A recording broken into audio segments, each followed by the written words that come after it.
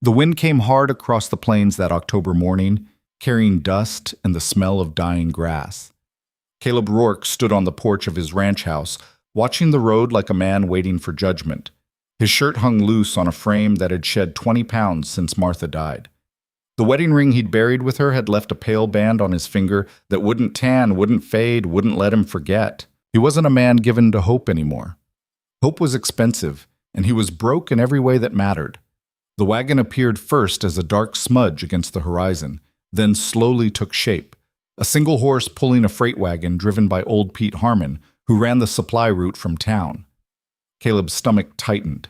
She was real then, not some fever dream born of desperation and whiskey. He'd written the letter 3 months ago, sitting at Martha's grave with a bottle and the last of his pride. Widowed rancher seeks capable woman for marriage. Hard work guaranteed. Romance not. He'd paid the placement fee with money he should have used for seed, gotten one response. A woman named Laura Quinn. No family listed, no references, just a single line at the bottom of her letter that had made him say yes. I don't need saving, I need distance. The wagon pulled up in a cloud of dust. Pete set the brake and climbed down, not meeting Caleb's eyes. Got your package, Rourke. Package. Like she was feed grain or fencing wire. The woman who stepped down from the wagon bed wasn't what Caleb had pictured. He'd imagined someone soft and desperate, maybe older, maybe plain. Laura Quinn was none of those things. She stood about 5'6", lean and straight-backed, wearing a dark traveling dress that had seen better years but was clean and carefully mended. Her hair, a deep brown that caught red in the sunlight, was pinned back tight. But it was her face that stopped him. Not beautiful in any delicate way, but striking. Sharp cheekbones, a mouth that looked like it had forgotten how to smile, and eyes the color of river stone. Cold eyes. Careful eyes. Eyes that had seen things and locked them away. She looked at the house, the barn, the empty corrals, the fields gone to weed, taking inventory. Her expression didn't change. Mr. Rourke, her voice was lower than he'd expected, steady. Ma'am, he came down the porch steps. You can call me Caleb. Alara, she turned to Pete. My trunk. Pete hauled a battered leather trunk from the wagon bed. Not large, not fancy. Everything she owned, probably. He set it in the dust and tipped his hat. I'll leave you folks to it. He looked at Alara with something like pity. Town's a half-day's ride if you need anything, miss. If you need to leave, he meant. Alara's expression didn't flicker. I won't. Pete climbed back up and snapped the reins. The wagon rolled away, leaving them standing in the dust and wind, two strangers about to make promises they might not keep. Caleb picked up her trunk, lighter than he'd expected. House is this way. Inside, the place showed its neglect. Dishes in the basin, dust on the mantel, a man's boots by the door and nothing else. No softness, no life beyond survival. Alara walked through slowly, still taking inventory. She ran a finger along the kitchen table, looked at the dust, wiped it on her skirt without comment. There's 2 bedrooms, Caleb said, feeling the need to fill the silence. You can have the one on the left. I took the other after... He stopped. It's got a good window. Where do you keep your tools? The question caught him off guard. Barn. Most of them. Why? I'll need to know where things are. She turned to face him. The letter said hard work. I'm here to work, but I need to know the terms. Terms. Of the arrangement. Her voice stayed level, businesslike. You need a wife. I need a home, but I won't be treated like property, and I won't be asked questions about what came before. My past is mine. That's the price. Caleb studied her. Most women would have at least pretended warmth, would have smiled nervously, would have tried to make this easier. Alara Quinn stood there like she was negotiating a land deal, and maybe that's exactly what this was. Fair enough, he said. I got my own ghosts. Don't need to go poking at yours. Something flickered in her eyes. Not quite relief, but close. When's the ceremony? Tomorrow. Justice of the peace in town. We'll ride in at first light. She nodded. Then I'll start tonight. This house needs work. You don't have to... I'm not going to sit idle. She moved toward the trunk. I'll need water heated if you have a kettle, and soap.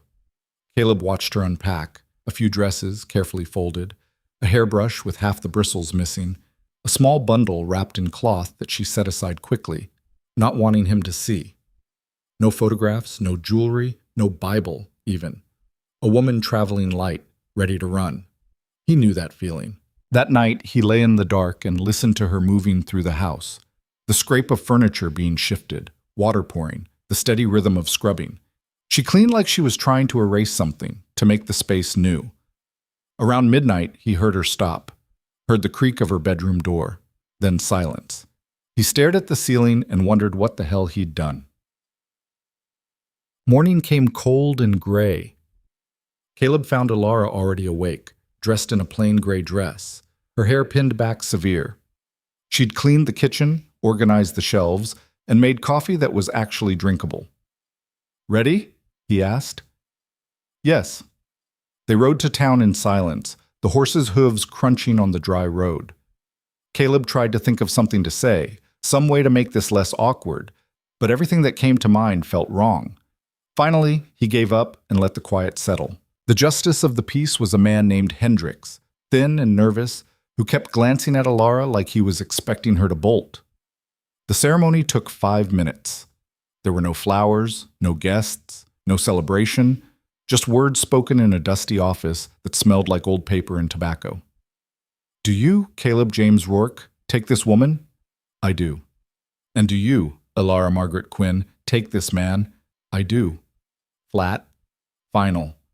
"Then by the power vested in me by the state, I pronounce you man and wife." Hendricks looked at Caleb expectantly. The kiss. Right. Caleb leaned in awkwardly. Alara met him halfway and their lips touched briefly. A formality, nothing more. Her mouth was warm but unresponsive, there and gone. Married. They signed the papers. Hendricks filed them away. And that was it. Alara Quinn became Alara Rourke, and neither of them looked happy about it. On the ride back, Caleb finally broke the silence. "There's things you should know. About the ranch." "I'm listening." "It's not good. I'm behind on the banknote. Lost most of the herd last winter. Bad freeze. Didn't have enough feed stored. Been trying to rebuild, but..." He gripped the reins tighter. "I can't promise this'll work. Can't promise we won't lose it all." "Why tell me now? After the ceremony?" "Because you have a right to know what you married into." She was quiet for a long moment, then, "I don't need promises. I need work. Show me what needs doing, and I'll do it." It wasn't comfort, but it was something. Caleb nodded. They worked that first week like strangers bound to a common task. Alara proved herself relentless. She could mend fence, handle tools, work from dawn until her hands bled, and never complain. She cooked simple, solid meals. She didn't waste words. She didn't waste anything. But she also didn't let him in. At night, they retreated to separate rooms. She never asked about Martha, never asked about his family, or how he'd ended up alone on a failing ranch. And he returned the favor, even though questions built up in his mind. The way she sometimes stared at the horizon like she was watching for someone. The way she never fully relaxed, even inside the house. The scar on her left wrist, thin and white, that she always kept covered. A week became 2. The weather turned colder. They fell into a routine. Work, eat, sleep, repeat. It was functional. It was empty. Then the children came. Eat. Caleb spotted them from the north field, 2 small shapes stumbling across the grass. At first, he thought they were animals. Then he saw the flash of a torn dress, the pale gleam of a face. He ran. The boy was maybe 8, thin as a rail, with dark hair and eyes too old for his face. He was half carrying a girl who couldn't have been more than 5, blonde and silent, her lips cracked and bleeding. Both were filthy, scratched, exhausted. "Hey!" Caleb skidded to a stop in front of them. "Hey, it's okay. I'm not going to hurt you." The boy raised his fists anyway, swaying on his feet. "Stay back. Easy. You're on my land, but you're safe here." Caleb crouched down. "What's your name?" The boy's eyes darted past him, looking for threats, for traps. "Micah. Micah. I'm Caleb. This is my ranch. That's my house." He pointed. "You hungry?" Micah's jaw tightened.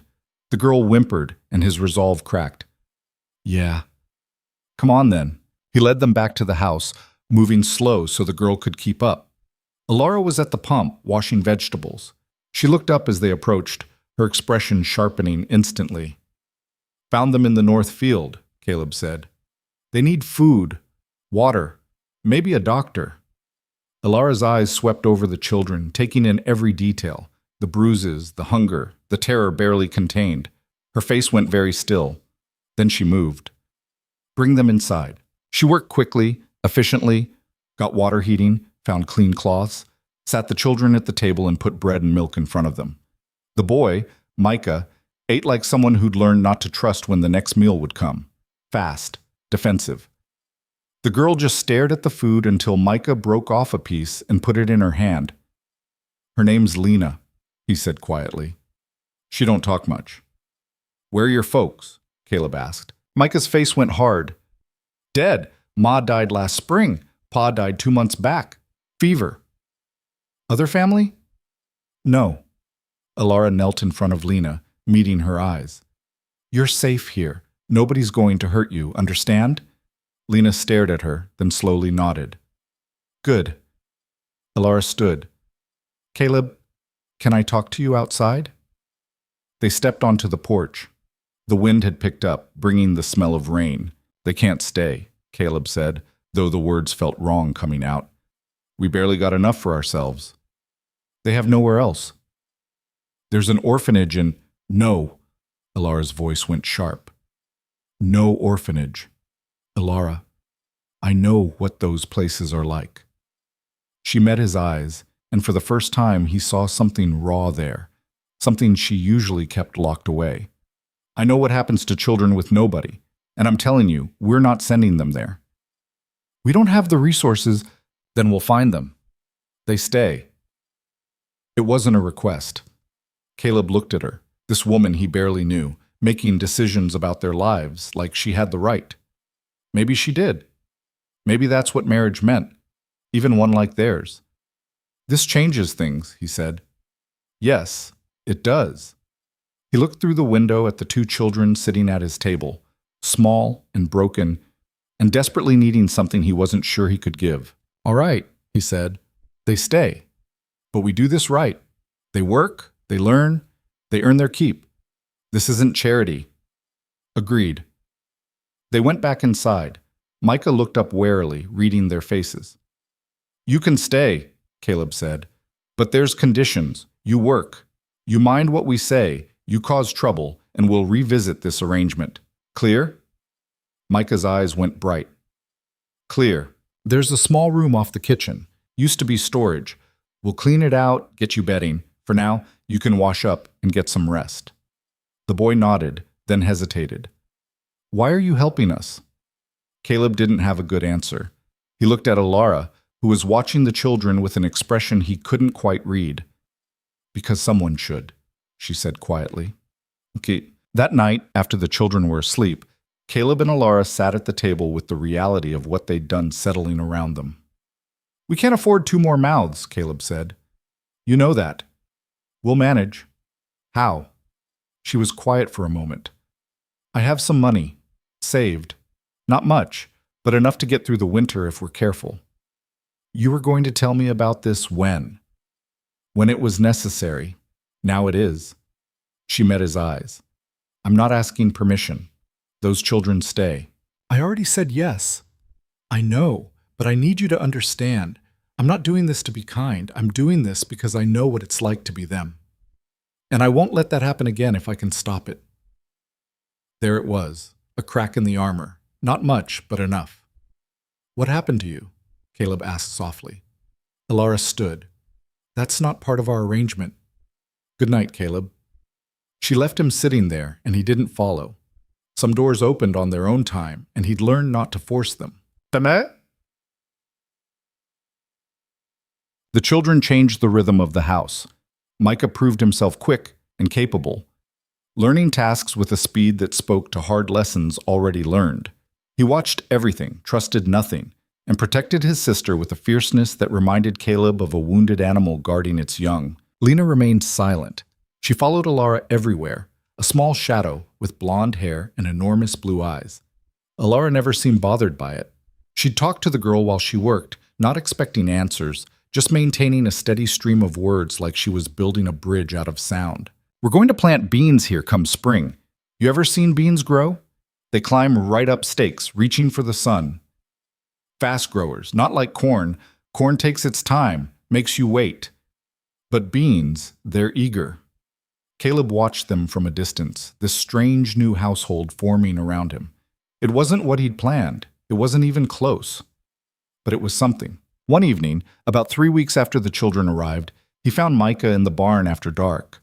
The boy was sitting in the hayloft, staring at nothing. "You all right?" Caleb asked. Micah jumped, then tried to hide it. "Yeah, just thinking." Caleb climbed up, settled onto a hay bale. "About what? How long we got?" "What do you mean?" The boy looked at him with those two old eyes.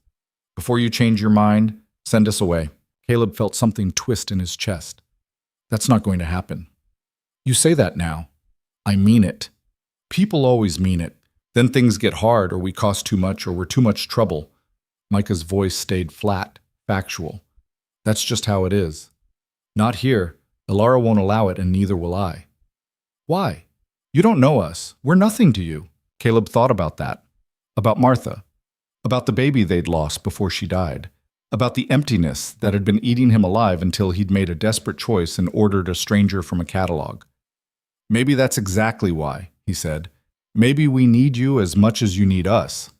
Micah looked at him like he wanted to believe but didn't dare. "She's tough, your wife." "Yeah, she is. She got secrets, I can tell." "We all got secrets, kid. Hers are bad ones, the kind that follow you." Caleb looked at the boy. "How do you know?" "Because mine are too." Micah stood. "I'm going to check on Lena." He left Caleb sitting there in the dark, wondering what kind of life an 8-year-old had to live to recognize darkness in others. Winter came hard that year. The first snow hit in late November, 3 days of heavy fall that buried the ranch and sealed them in. They worked together to keep the animals fed, to keep the house warm, to keep going. Alara proved herself indispensable. She could doctor sick livestock, repair broken equipment, shoot straight when coyotes came too close to the henhouse. She was harder than the winter, and Caleb found himself grateful for it. The children thrived in ways that surprised him. Micah grew stronger, more confident. Lena began to smile, small, rare expressions that lit up her whole face. She still didn't speak, but she'd started humming while she worked, a tuneless sound that somehow made the house feel less empty. Christmas came and went quietly. They had no money for gifts, but Alara made a rag doll for Lena, and Caleb carved a wooden horse for Micah. The children stared at the presents like they'd been given gold. "You didn't have to," Micah said, clutching the horse. "We wanted to," Alara said.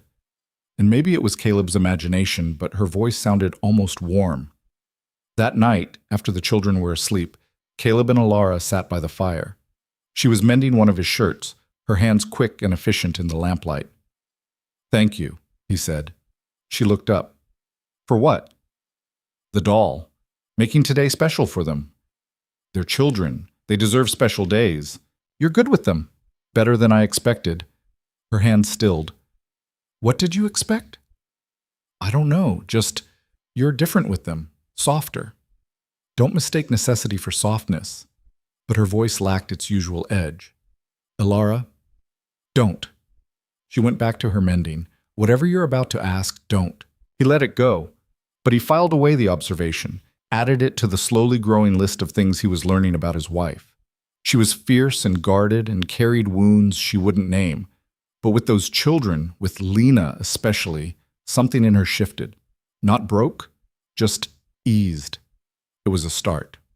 January brought a thaw, then a hard freeze that killed 2 of their chickens and cracked the water pump. They fixed what they could, rationed what they couldn't. Money was tighter than ever. The banknote loomed. Caleb made a trip to town for supplies they couldn't do without. When he came back, Micah met him at the barn, his face tight with worry. "What's wrong?" Caleb asked. "Man came by, on a horse, didn't give his name, asked if Alara was here." Every muscle in Caleb's body went tense. "What did you tell him?" "Said I didn't know any Alara. He didn't believe me. He's waiting by the creek. Caleb looked toward the house. Through the window, he could see Alara moving in the kitchen, unaware. Go inside, stay with Lena. Lock the door. Is she in trouble? I don't know yet. Go. Micah ran. Caleb grabbed his rifle and headed for the creek. The man was leaning against a cottonwood tree, smoking. Tall, maybe 30, with dark hair and eyes that held a mean intelligence. He smiled when he saw Caleb. You must be the husband. You must be trespassing. The man laughed. Fair enough. Name's Daniel Quinn. I'm looking for my sister. Quinn, Ilara's maiden name, the brother from her past, the one she'd never mentioned. Don't know anyone by that name, Caleb said. Sure you do, Ilara, my baby sister. Ran off about 4 months back. Heard she might have ended up out here, married some rancher desperate enough to buy a wife's sight unseen. Daniel flicked his cigarette away. That'd be you, I'm guessing. If I knew where your sister was, what business would that be of yours? Family business. See, Ilara and we got unfinished matters. She left town with something that belongs to me, and I've come to collect. She don't want to see you, seems like. Seeing as she didn't mention having a brother. Daniel's smile faded. Listen, friend, I'm trying to be civil about this. But civil has limits.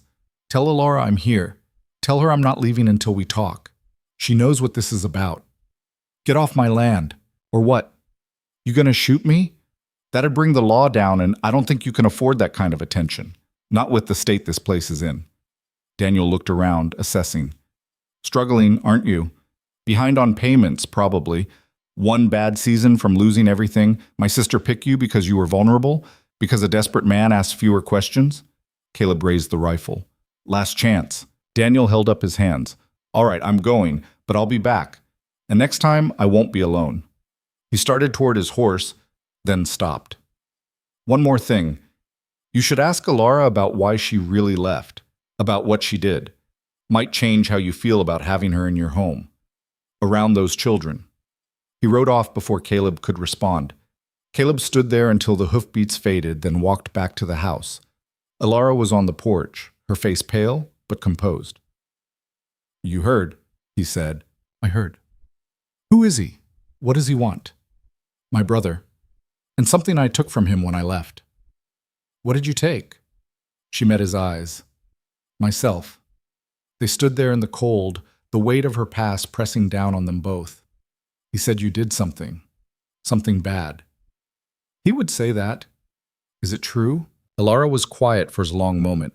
When she spoke, her voice was steady, but there was something underneath it. Not quite fear, but close. I survived. Sometimes that means doing things you're not proud of. But I won't apologize for it, and I won't explain it, not to you, not to him. That part of my life is done. He says he's coming back. I know. Are we in danger? Are the children? Not from him, not directly. Daniel's too smart for that.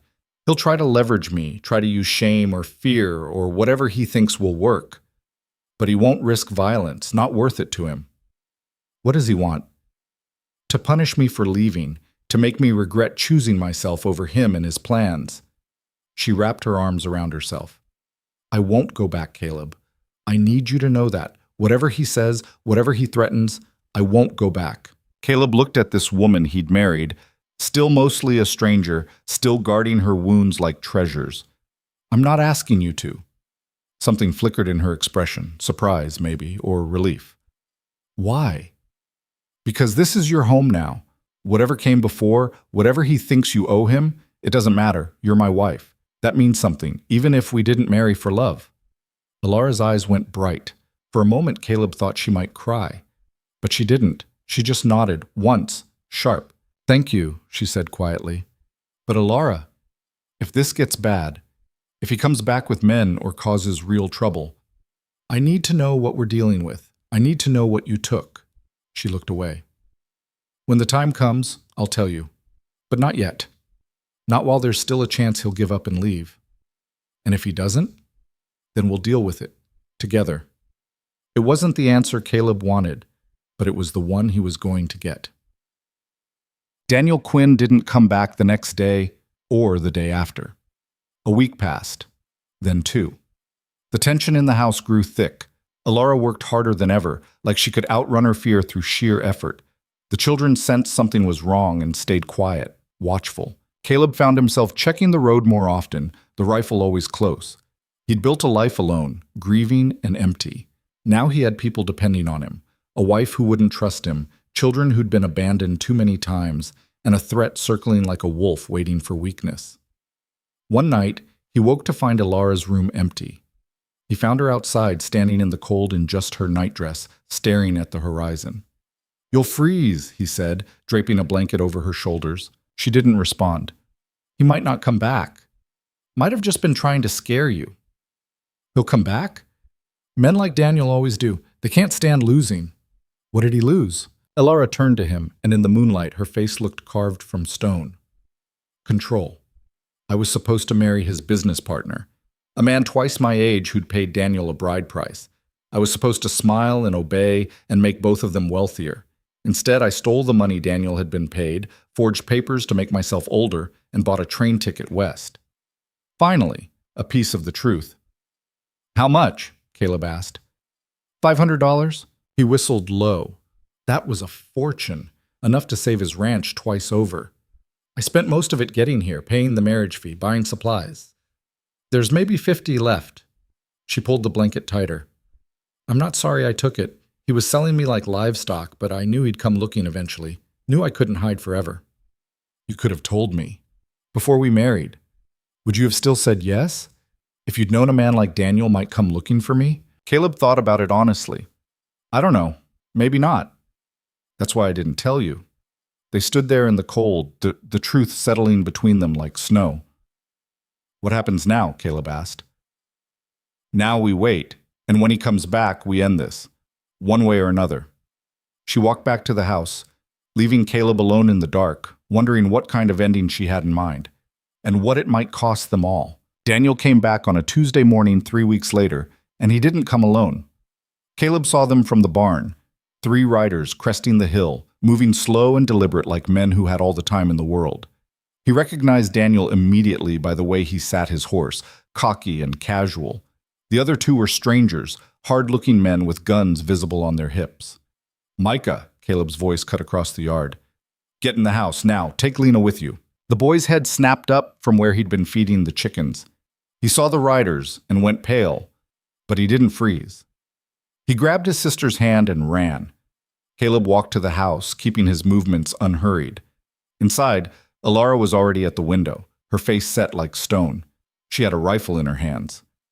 "I told you he'd come back," she said. "That's not going to help." Caleb nodded at the gun. 3 of them, and they haven't drawn yet. We start shooting. This ends badly for everyone. "So what do you suggest?" "Let me talk to him." "He's my brother. My problem." "He's on my land." "That makes it my problem too." Caleb met her eyes. "Let me try first. If it goes wrong, you'll get your chance." She didn't look happy, but she lowered the rifle. "Don't make promises you can't keep." Wasn't planning on it. He stepped out onto the porch as the riders approached. Daniel dismounted first, his 2 companions staying in their saddles, hands resting easy near their weapons. Professional then. Men who'd done this before. "Caleb Rourke." Daniel smiled like they were old friends. "Good to see you again. Hope you don't mind I brought some associates. Wanted to make sure we had a proper conversation this time." "We got nothing to talk about." "Now that's not true. See, I've been thinking about our last chat, about my sister and her situation here." Daniel looked around the ranch, taking in the sagging fence, the patched roof, the general air of struggle. "Seems to me she landed in a rough spot, married a man barely keeping his head above water, living hand to mouth. That's no life for family." "She chose it, that's all you need to know." "Did she, though? Or did she just run so far she ran out of options?" Daniel's voice stayed pleasant, but there was steel underneath. "See, Alara's always been impulsive, does things without thinking them through, gets herself into situations she can't handle." The door opened behind Caleb. Alara stepped out, no rifle now, just her presence, cold and unyielding. "Hello, Daniel." Her brother's smile widened. "There she is. Been a while, little sister." "Not long enough. That hurts. After all we've been through together?" He put a hand over his heart in mock pain. I raised you after Ma died, kept you fed, kept you safe. This is how you repay me? Stealing from me and running off in the night? You didn't raise me. You used me. There's a difference. I gave you opportunities. A good marriage to a wealthy man. Security. Respect. You threw it away for what? This? He gestured at the ranch with contempt. A failing homestead and a husband who bought you like livestock. Caleb's jaw tightened, but Alara spoke before he could. Better than being sold like livestock. At least here, I chose. Daniel's pleasant mask slipped for just a moment, showing the anger beneath.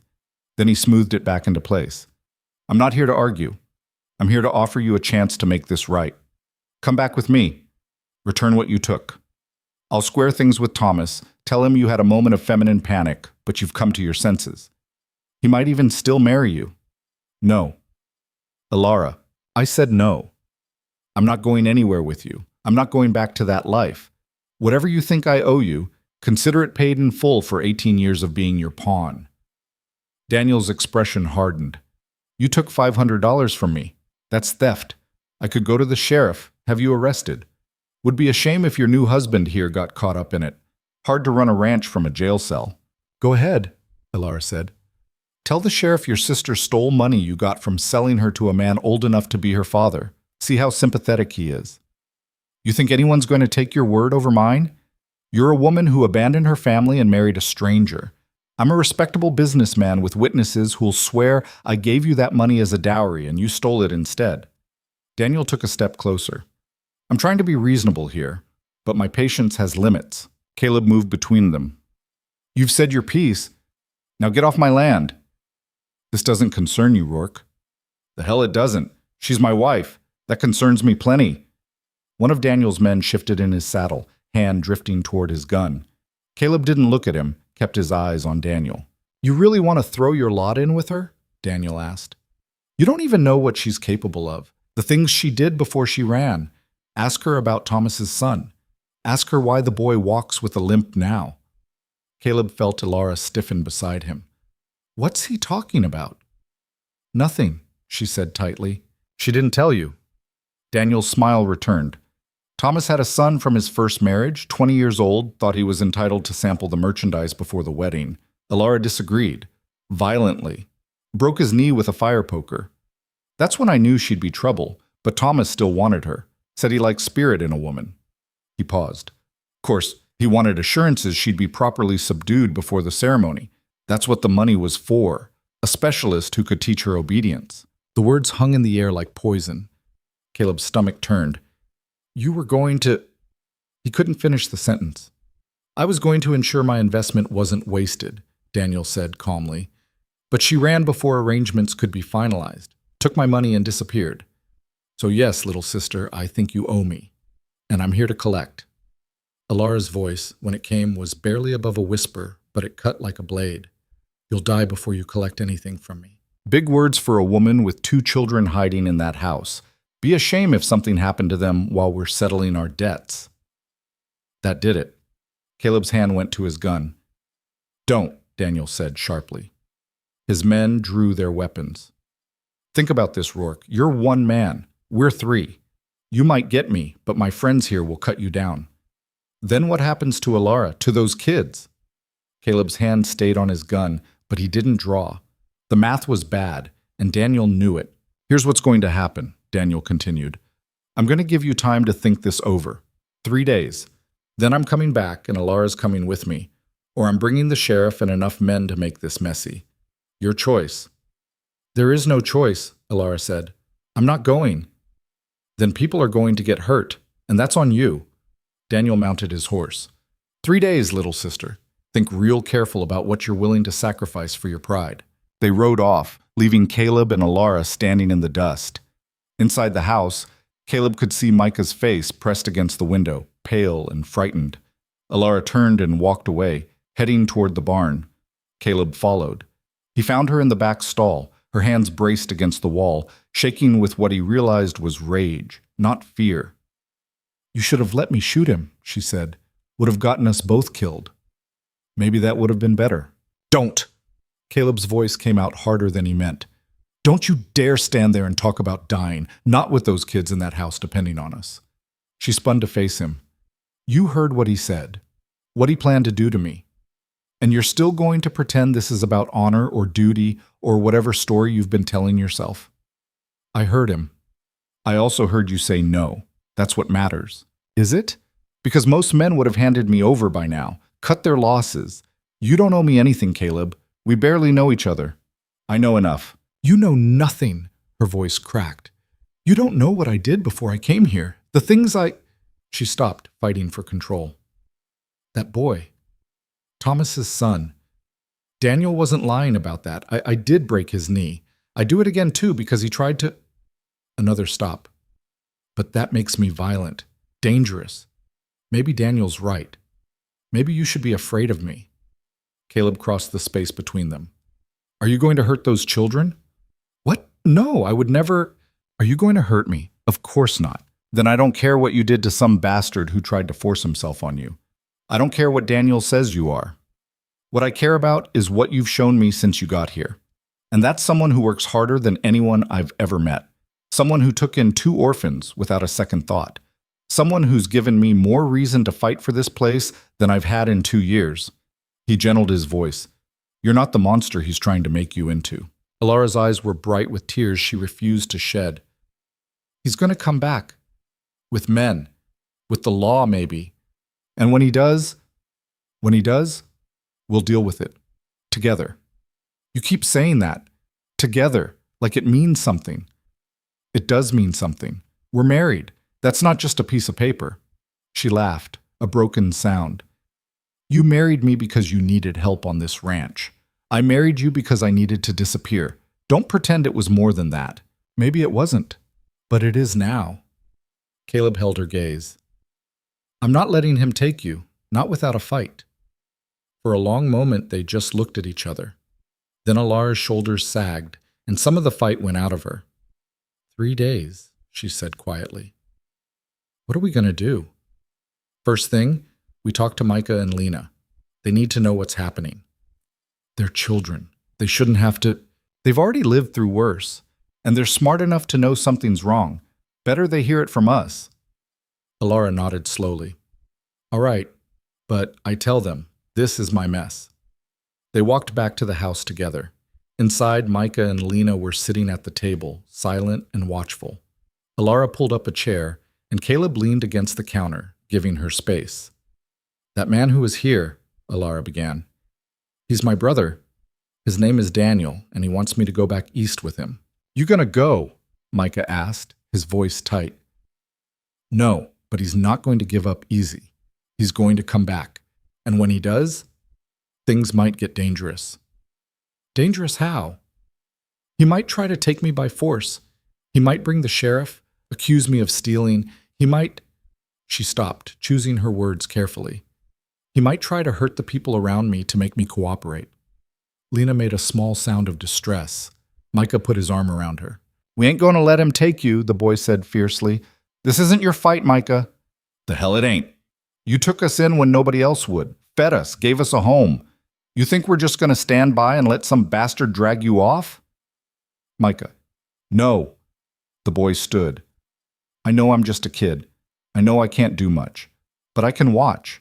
I can warn you if he comes back. You can stay in the house and keep your sister safe, Caleb interrupted. That's the best thing you can do. We need to know Lena's protected. Micah looked like he wanted to argue, but something in Caleb's tone stopped him. All right. But if shooting starts, I'm not hiding. Fair enough? Alara reached across the table, covered Micah's hand with hers. Thank you, both of you, for staying, for caring. Lena leaned forward and, for the first time since arriving, spoke. Her voice was small and rusty from disuse, but clear. We're family now, she said. Family stays. The silence that followed was heavy with things nobody quite knew how to say. Then Alara pulled both children into a hug, fierce and sudden, and Caleb had to look away because the emotion in her face was too raw, too private. That night, after the children were in bed, Caleb and Alara sat at the table making plans. Or trying to. We could run, Alara said. Pack up tonight. Head further west. Lose ourselves in California or Oregon. With what money? We've barely got enough to make it through spring, and Daniel would just follow. He's got resources, we don't. Then what? We can't fight three armed men. We can't go to the law if he's planning to use them against us. Caleb drummed his fingers on the table. What if we could? Could what? Use the law. You said Daniel got that money from selling you to Thomas. That's got to be illegal somehow. It's his word against mine, and I did steal the money. That part's not in dispute. But you stole it because he was going to... Caleb struggled with the words. Because of what he planned. That's got to count for something. In a perfect world, maybe. But I'm a woman who ran away from family. He's a businessman with a reputation. Who do you think the law is going to believe? She was right, and Caleb knew it. Justice was a luxury they couldn't afford. There's another option, Alara said slowly. I could give him what he wants. You said there's only $50 left. Not the money, me. I could go with him, peacefully, on the condition that he leaves you and the children alone. No. Caleb, I said no. We're not even considering that. It would solve everything. You'd keep the ranch, the kids would be safe, and Daniel would get what he came for. And what happens to you? You think he's just going to forgive and forget? After what you did? After you humiliated him? Caleb leaned forward. He'll punish you, Alara. You know he will. She met his eyes, and there was something bleak in her expression. I've survived worse. That's not the point. The point is you shouldn't have to. You got out. You built something new here. I'm not letting him drag you back to that. Why? The question came out plaintive. Why do you care so much? I'm just some woman you bought because you were lonely and desperate. We don't love each other. We barely know each other. Caleb was quiet for a long moment. Then he said carefully, I watched my wife die. Watched her slip away a little more every day until there was nothing left but a shell. I couldn't save her. Couldn't do a damn thing except hold her hand and pretend I wasn't falling apart. He paused. I'm not doing that again. I'm not standing by and watching someone I care about get destroyed. Not if I can help it. You care about me? Yeah, I do. Don't know when it happened exactly. Maybe when you decided those kids were staying, no arguments. Maybe when you spent 3 days fixing the barn roof in the rain because you said it needed doing. Maybe it's been growing this whole time, quiet-like. He met her eyes. But yeah, I care. And that means something. Alara looked at him like she was seeing him for the first time. I care about you too. I didn't want to, tried not to, but I do. It wasn't love. Not yet. But it was honest, and in that moment, that was enough. So we fight, Caleb said. Together. Whatever that takes. Together, Alara agreed. The next morning, Caleb rode into town. He needed information, and there was only one person he trusted to give it to him straight. Old Pete Harmon was at the freight office, sorting through manifests. He looked up when Caleb walked in, his weathered face creasing into a frown. Rourke, don't usually see you in town midweek. Need to ask you something about a man named Daniel Quinn. Pete's frown deepened. That the fellow been nosing around asking about your wife? You know him? Know of him. He's been staying at the boarding house, spending money like he's got plenty, asking questions about you and Alara, making it known he's got business out your way. Pete set down his papers. What's this about, Caleb?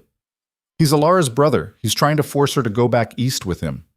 She want to go? No, but he's not taking no for an answer. He came out to the ranch yesterday with 2 hired guns. Gave us 3 days to think it over. Pete whistled low. That's a bad situation. Gets worse. He's threatening to bring the sheriff into it. Claims Alara stole from him. Did she? Caleb hesitated, then decided Pete deserved the truth. Yeah, but there's more to it than that. He was selling her to some old man. She took the bride price and ran. Jesus, Pete rubbed his face. That complicates things. Sheriff Barnes is a decent man, but he's also a by-the-book type. If Quinn's got proof of theft, Barnes will have to act on it. Even if the circumstances don't matter, law's the law, and a woman's word don't carry much weight against a man with money and connections. Pete leaned back against the counter. What are you planning to do? I don't know yet. That's why I'm here. You know everyone in this territory. Is there anyone who might help? Anyone who could stand up to Quinn if it comes to that? Pete thought for a minute. There's Judge Hutchins. He's fair, doesn't cotton to bullies. But he's circuit. Won't be back through here for another month. There's the marshal, but he's 3 days' ride south and don't usually get involved in domestic disputes. He paused. Truth is, Caleb, you're on your own here. Quinn knows it too. That's why he's pushing. What would you do? If you were me? Pete looked at him for a long moment. You love her? The question caught Caleb off guard. We haven't been married that long. That's not what I asked. Caleb thought about Alara, her fierce determination, the way she looked at those children like they were precious, the quiet strength she brought to every task, the walls she kept up, and the rare moments when they cracked just enough to let him see through. I could, he said finally. Love her, given time. Then you fight. You fight dirty if you have to, because men like Quinn don't respect honor or decency. They respect power. You need to show him you've got more to lose than he does, and you're willing to lose it all before you let him win. How do I do that? Damned if I know, but you'll figure it out. Pete clapped him on the shoulder. For what it's worth, I like Alara. She's got grit, and she's good for you. I can see it. You look less dead than you did before she came. Caleb left the freight office with more questions than answers. But Pete had given him something useful, confirmation that he was on his own, and permission to stop playing by rules that didn't apply. On the ride back, he passed the McCready place. Sarah McCready was out front, hanging laundry. She waved him down. Caleb Rourke, haven't seen you in months. How's married life treating you? It's treating me fine, Sarah. You? Can't complain. Well, I could, but nobody'd listen. She laughed. Listen, I heard there's been some trouble out your way. Man asking questions about your wife? News traveled fast in small communities. Yeah, it's nothing we can't handle. Well, if you need anything, extra hands, a place for those children to stay if things get rough, you let me know. We take care of our own out here. It was a small thing, but it mattered. Caleb nodded his thanks and continued home. He found Alara in the garden plot, turning over soil even though planting season was still weeks away. She looked up when he approached. Learn anything useful? That we're on our own, that the law won't help us, that people in town are talking. Great. She drove the shovel into the dirt. So what's our plan? I'm working on it. That night, lying in bed, Caleb stared at the ceiling and tried to think. Daniel had leverage. Money, men, the threat of legal action. What did they have? A failing ranch, 2 children, and each other. It wasn't much, but maybe it was enough. The second day passed in tense preparation. Caleb checked the rifle, made sure they had ammunition. Micah helped him reinforce the windows, improvising shutters from spare boards. Alara cooked and canned, putting away supplies like they might need to withstand a siege. Lena stayed close to Alara, her small hand often finding Alara's skirt, holding on. The girl had retreated back into silence, but her eyes watched everything. That evening, as the sun set red and angry across the plains, Alara came to find Caleb in the barn. I've been thinking, she said. That makes 2 of us. What if we turn it around on him? What if instead of waiting for Daniel to make his move, we make ours first? I'm listening. He wants me to come back because I embarrassed him, cost him money in a business deal. But what he really can't stand is losing control. Alara paced, working through her thoughts. What if we make it so staying here is more valuable than dragging me back? What if we offer him something he wants more? We don't have anything he wants more. Don't we? He's a businessman. Everything's a transaction. The money I took, what if we offer to pay it back with interest? We don't have $500. We don't have $50. But we could get it. The bank holds the note on this place. What's the ranch worth? Caleb's stomach sank. You want me to sell the ranch? No. I want us to use it as leverage. Go to the bank, take out a loan against the property, get enough to pay Daniel off and send him on his way. Caleb stopped, thinking. That's just trading one debt for another, and we're already behind on what we owe. I know, but it buys us time, and time is what we need. Time for what?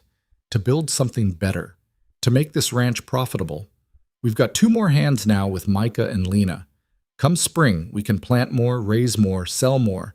We work ourselves to the bone, and we make this place pay. It was ambitious, possibly insane, but Caleb found himself considering it anyway. Even if the bank would lend to us, which they might not, we'd be betting everything on a good season. 1 bad frost, 1 sick herd, 1 wrong move, and we lose it all. We're going to lose it all anyway if Daniel gets his way. At least this gives us a chance. Caleb looked at her. Really looked. At the determination in her face, the steel in her spine, the absolute refusal to give up.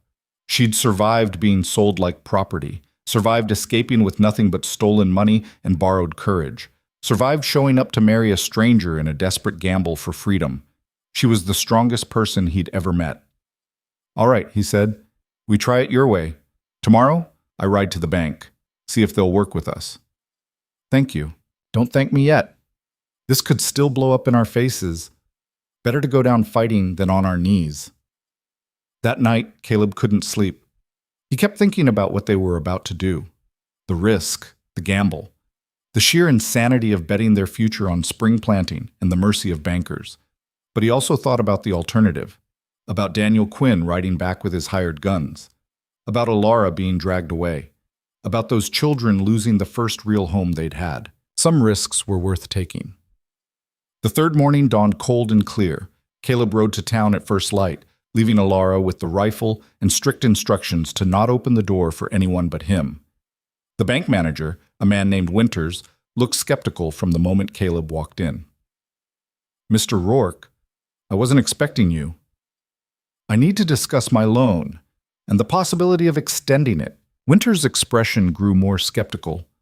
You're already 3 months behind on payments. I was actually planning to send you a letter. The bank is concerned about your ability to maintain the property. I know I'm behind, but I've got a plan to turn things around. I just need a little more capital to make it work. Capital for what exactly? Caleb explained about the spring planting, about having extra hands now, about his plans to expand their production. He didn't mention Daniel Quinn or the real reason he needed the money. Some things were better left unsaid. Winters listened with the patience of a man who'd heard 1,000 desperate pitches.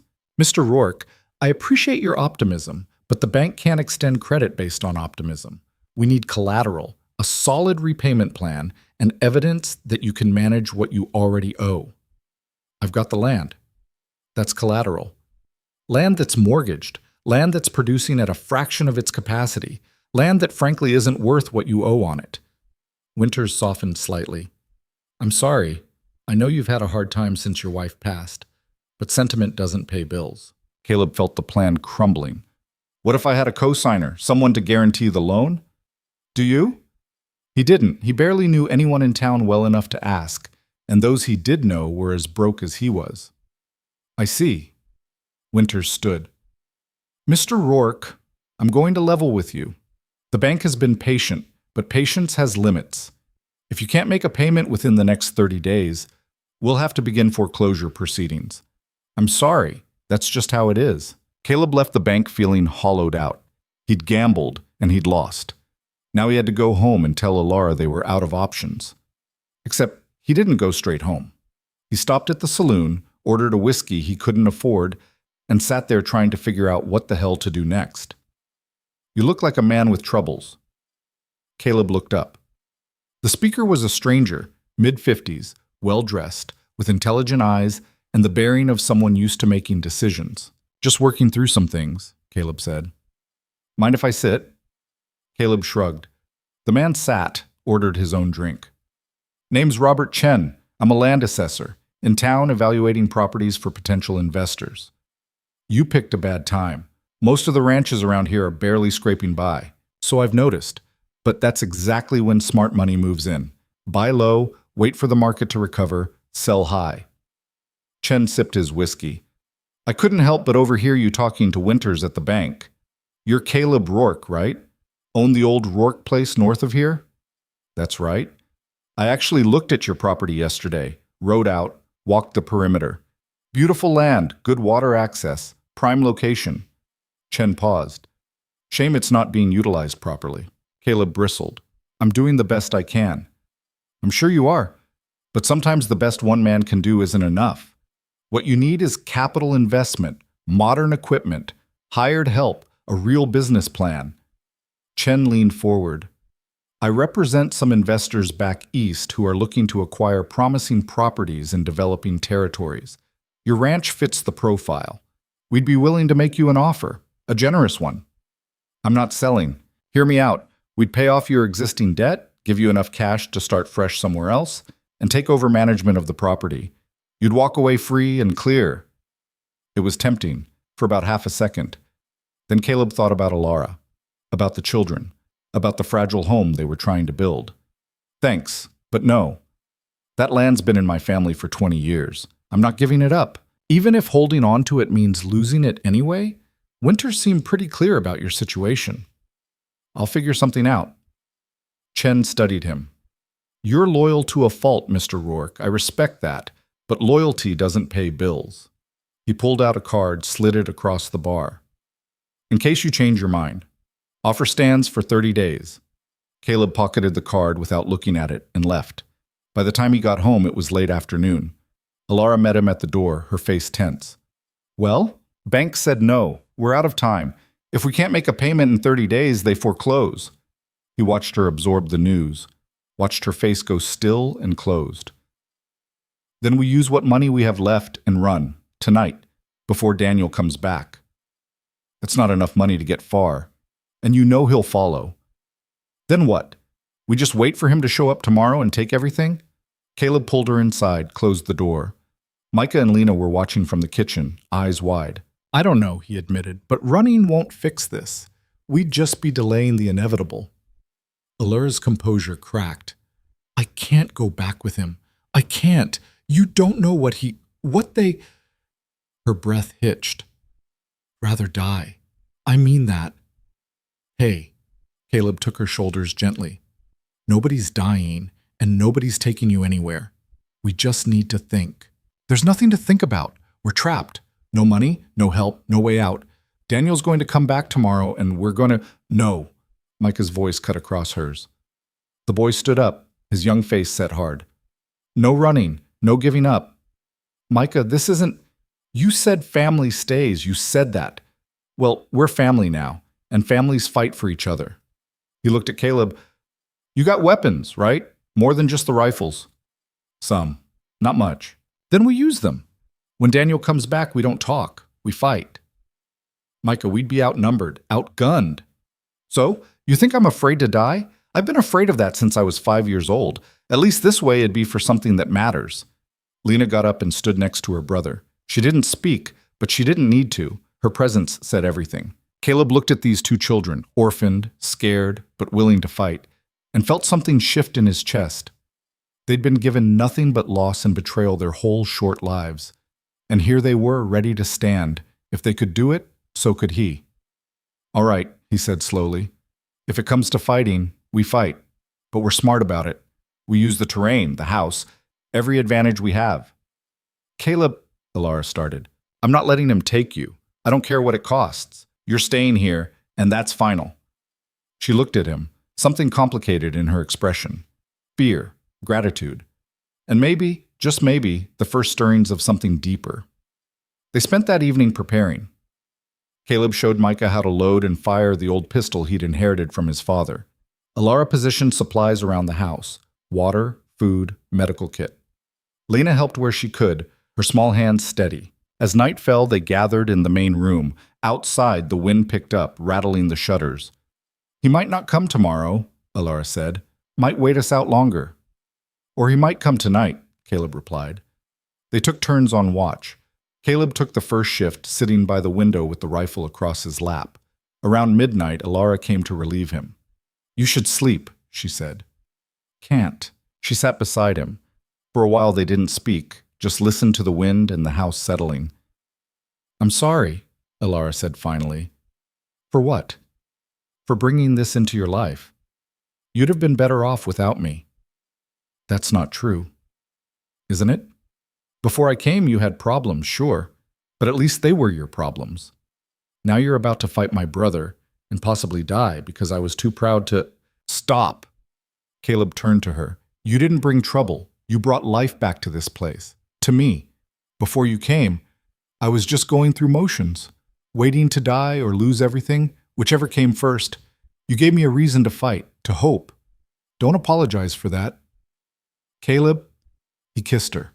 Not gentle, not asking permission, just kissing her because the words weren't enough, and he needed her to understand. She froze for half a second, Then she kissed him back, fierce and desperate, like she was drowning and he was air. When they broke apart, both breathing hard, Alara's eyes were bright. "We might die tomorrow," she whispered. "Yeah, we might." "I don't want to die alone." Caleb understood what she was asking. They were married, but the arrangement had been practical. Separate rooms, separate lives. "You sure?" he asked. "Yes." They went to his room together, hands clasped. And for the first time since making their desperate bargain, they became husband and wife in truth. Not just on paper, not just in name. It wasn't tender or romantic. It was raw and urgent and tinged with the knowledge that they might not see another dawn. But it was real. And it was theirs. Afterward, lying in the dark, Alara spoke quietly. "If we survive this, I want to really try. At this marriage. At building something that lasts. I want that too. I'm not easy to live with. I'm stubborn and secretive and I don't trust easily. Neither do I. We'll figure it out." She was quiet for a moment, then, "I think I could love you, given time." Caleb pulled her closer. "That's good, because I think I already do." They fell asleep like that, tangled together, stealing a few hours of peace before the storm. Dawn came too fast. Caleb woke to find Alara already up, getting dressed. In the gray morning light, her face looked carved from stone. "Today's the day," she said. "Yeah." They gathered the children. Micah looked pale but determined. Lena clutched her rag doll like a shield.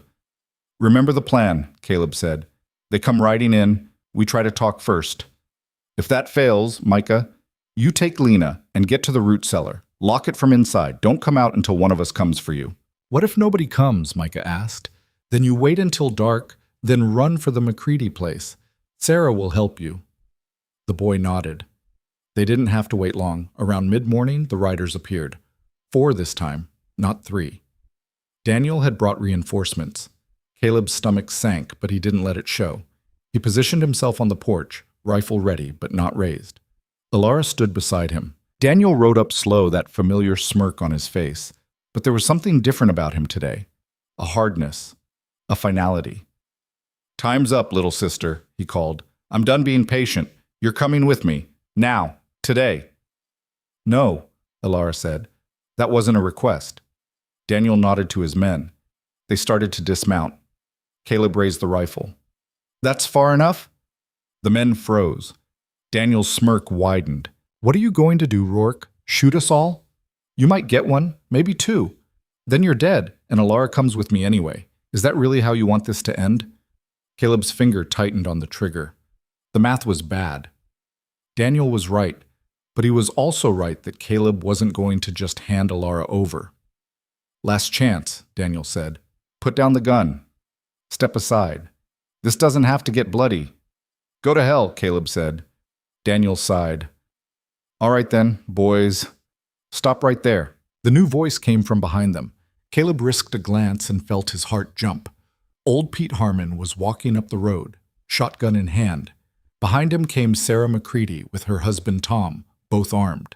Behind them, more neighbors.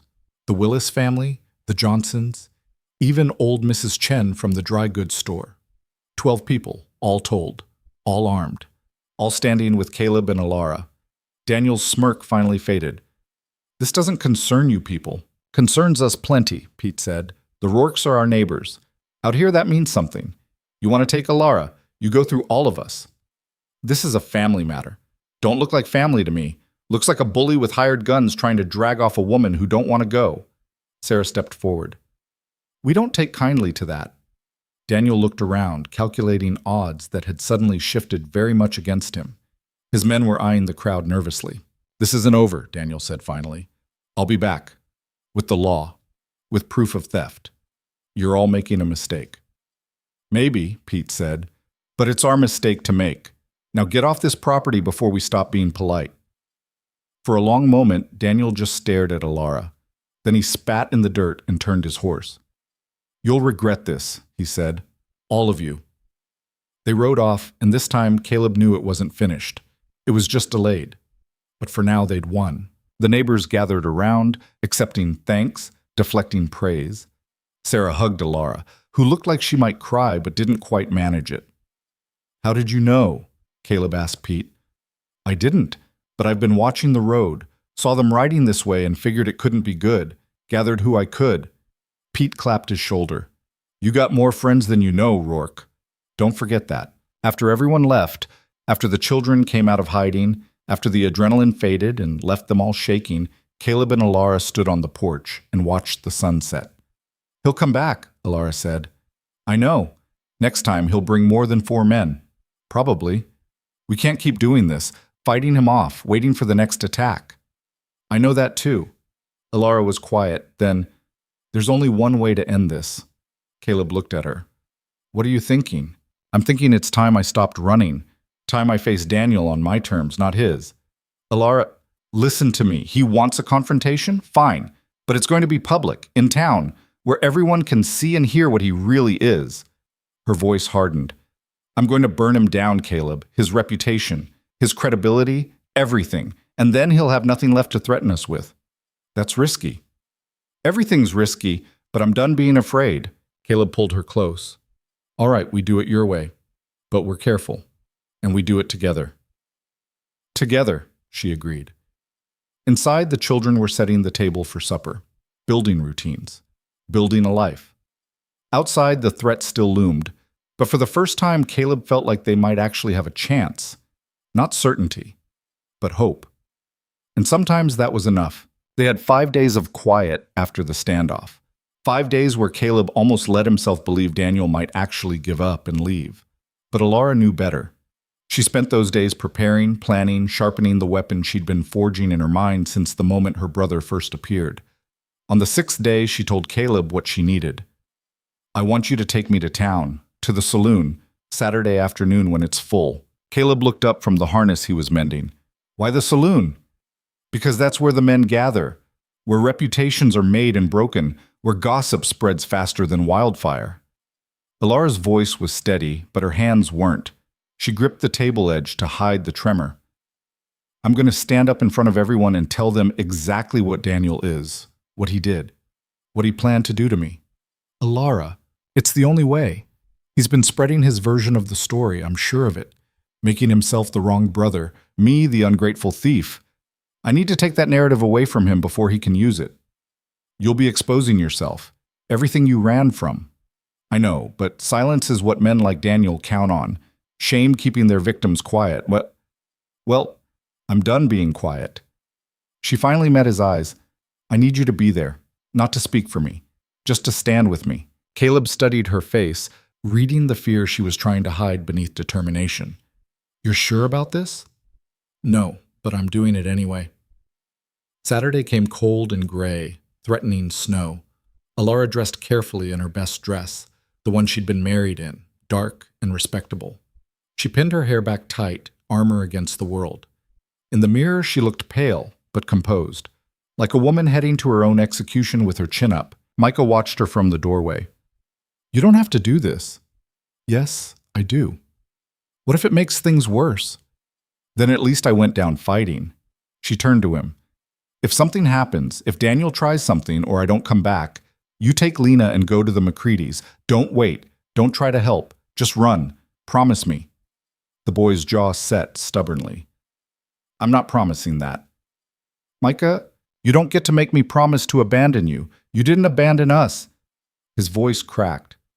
"We're family. That means something." Alara crossed the room and pulled him into a fierce hug. "It means everything, but it also means protecting each other. Sometimes that looks like running." She felt him nod against her shoulder, but she wasn't sure he'd actually do it if the moment came. The boy had too much of her in him, stubborn, loyal to a fault, willing to burn rather than bend. The ride to town was tense and quiet. Caleb kept scanning the horizon, hand never far from his gun. Alara focused on breathing, on keeping her hand steady, on not letting the fear win. They arrived just after noon. The main street was busy. Saturday shopping, people catching up on news, the normal rhythm of a frontier town. The saloon sat in the middle of it all, a 2-story building with windows that looked out onto the street. Caleb tied up the horses. "Last chance to change your mind." "I'm not changing my mind." They walked in together. The saloon was packed, exactly as Alara had expected. Men lined the bar. Others sat at tables playing cards or eating lunch.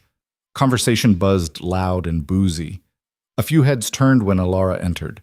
Women didn't usually come into the saloon, especially not respectable married women, but most ignored her. Until she climbed onto a chair, then onto a table, and the room went dead silent. "My name is Alara Rourke," she said, her voice cutting through the shock. "Some of you know me. Most of you don't. But you've all heard about me by now, I'm sure. The mail-order bride who married Caleb Rourke, the woman with a brother trying to take her back east." Men shifted uncomfortably. This wasn't normal. Women didn't make speeches in saloons. "That brother's name is Daniel Quinn. He's been in town for weeks telling anyone who'll listen that I'm a thief, that I stole from him and ran. And you know what? He's right. I did steal from him, $500. I took it and I ran, and I used it to disappear." Murmurs rippled through the crowd. Alara could see Daniel's hired men in the back corner, watching her with hard eyes. "Good. Let them report every word. What Daniel hasn't told you is why I took that money, why I ran." Her voice stayed steady, even as her heart hammered. "He hasn't told you that the money was a bride price, payment from a man named Thomas Whitmore, a wealthy merchant 3 times my age who wanted a young wife. Daniel arranged the marriage without asking me, without caring what I wanted." More murmurs, these ones less certain. A few men looked uncomfortable now. "He hasn't told you what happened when I refused, when I said I wouldn't marry a stranger who could be my grandfather." Alara's hands clenched at her sides. "Thomas had a son, 20 years old. He thought since his father was buying me, he had the right to sample the goods first. He cornered me in Daniel's house, tried to force himself on me. I fought back, broke his knee with a fire poker."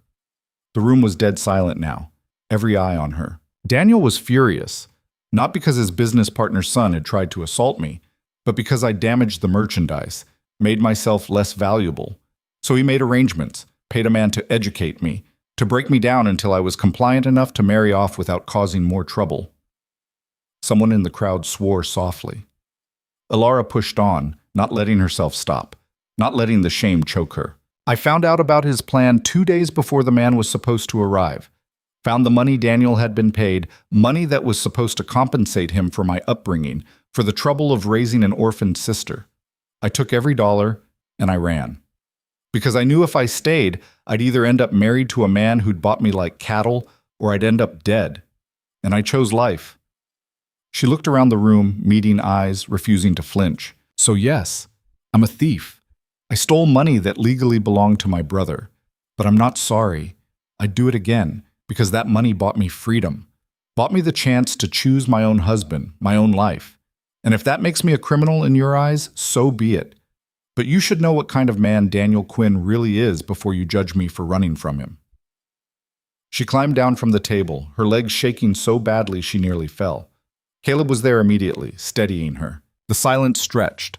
Then someone in the back, old Pete Harmon, started clapping. Slowly, others joined in. Not everyone. Some men looked scandalized, some looked angry, but enough clapped that Alara felt something loosen in her chest. She'd done it. She'd spoken her truth out loud, and the sky hadn't fallen. They made it halfway to the door before Daniel stepped into their path. He must have been waiting outside, listening. His face was white with rage, but his voice came out smooth and controlled. "Quite a performance, sister, very moving. Almost believed it myself." "It's not a performance, it's the truth." "Your truth, maybe. Funny how you left out the part where you seduced Thomas's son, then cried assault when you got caught. How you've always been manipulative, always playing the victim when things don't go your way." "That's a lie." "Is it? Because I have witnesses who'll say otherwise.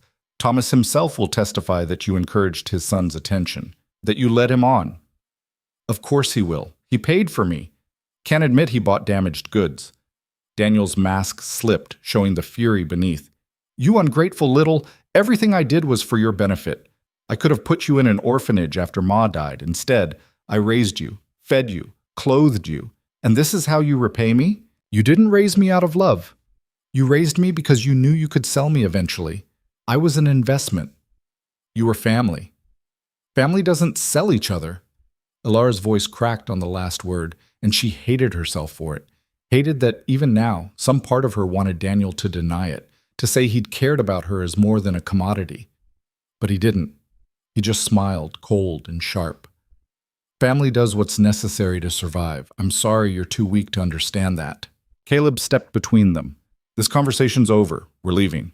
By all means, run back to your failing ranch and pretend today mattered. Daniel's eyes never left Alara. But the law doesn't care about your sob story. Theft is theft, and I'm pressing charges. Sheriff Barnes will be paying you a visit soon. Hope your little speech was worth it. They pushed past him and out into the street. Alara kept her back straight until they reached the horses, then sagged against the hitching post, breathing hard. Did I just make everything worse? She asked. No, you fought back. That's never a mistake. He's going to use the law against us now. We can't fight that. We'll figure something out. But Caleb's voice lacked conviction, and they both knew it. The ride home was silent and heavy with dread. When they arrived, Micah and Lena ran out to meet them, relief plain on their faces. How'd it go? Micah asked. Hard to say, Caleb replied. But it's done. That night, Alara couldn't sleep. She kept replaying the scene in the saloon, analyzing every word, every reaction. Had she convinced anyone?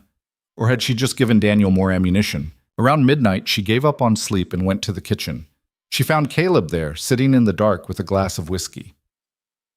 Can't sleep either? She asked. Nope. She poured herself a glass and sat across from him. For a while, they just drank in silence. I meant what I said today, Alara said finally. Every word. I know. I'm not ashamed of what I did. Taking that money, running, choosing you. I'd do it all again. I know that too. But I'm sorry I dragged you into this. Sorry the children have to live with this threat hanging over them. Caleb reached across the table, covered her hand with his. Stop apologizing for surviving. You did what you had to do. Anyone with sense can see that. Daniel has money and connections and the law on his side. Sense doesn't matter. Then we'll find another way. There isn't another way. Not anymore. Alara pulled her hand back, stood up, started pacing. He's going to bring the sheriff. Going to have me arrested. Even if I don't get convicted, even if some miracle happens and people believe me over him, the scandal alone will destroy us.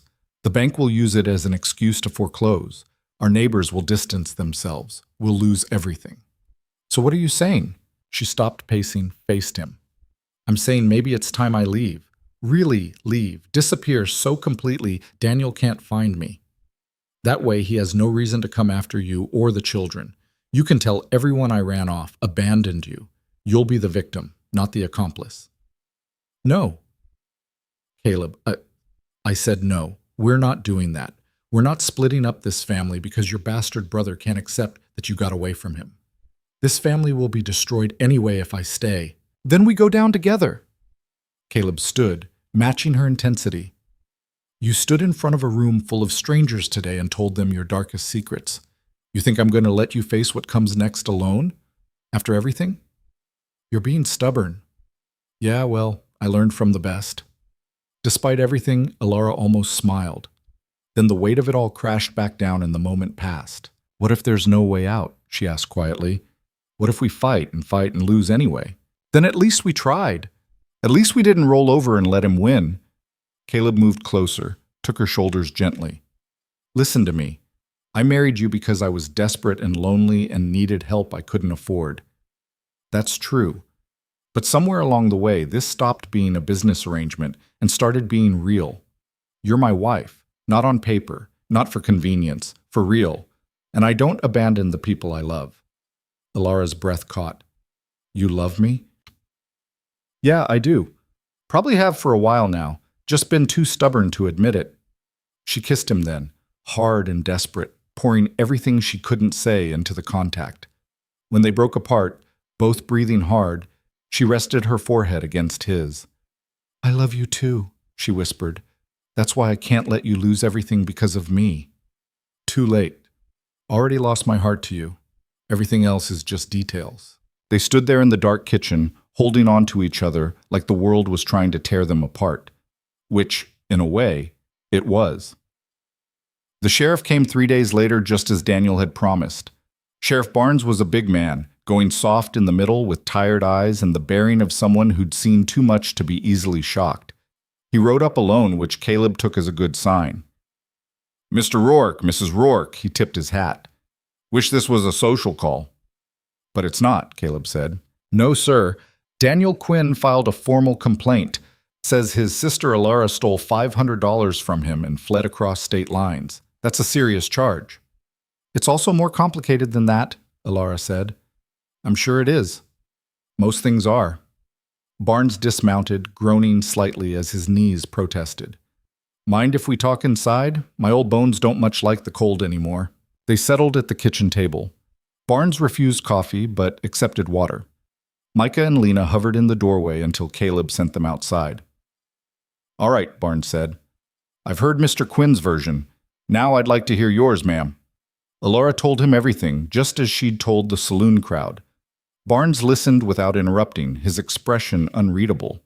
When she finished, he was quiet for a long moment. Then he sighed. "That's a hell of a story, Mrs. Rourke." "It's the truth. I believe you. Problem is, belief and proof are different things. Do you have any evidence? Anyone who can corroborate your account?" "The only people who knew the full story are Daniel and Thomas Whitmore. Neither of them is going to admit to it."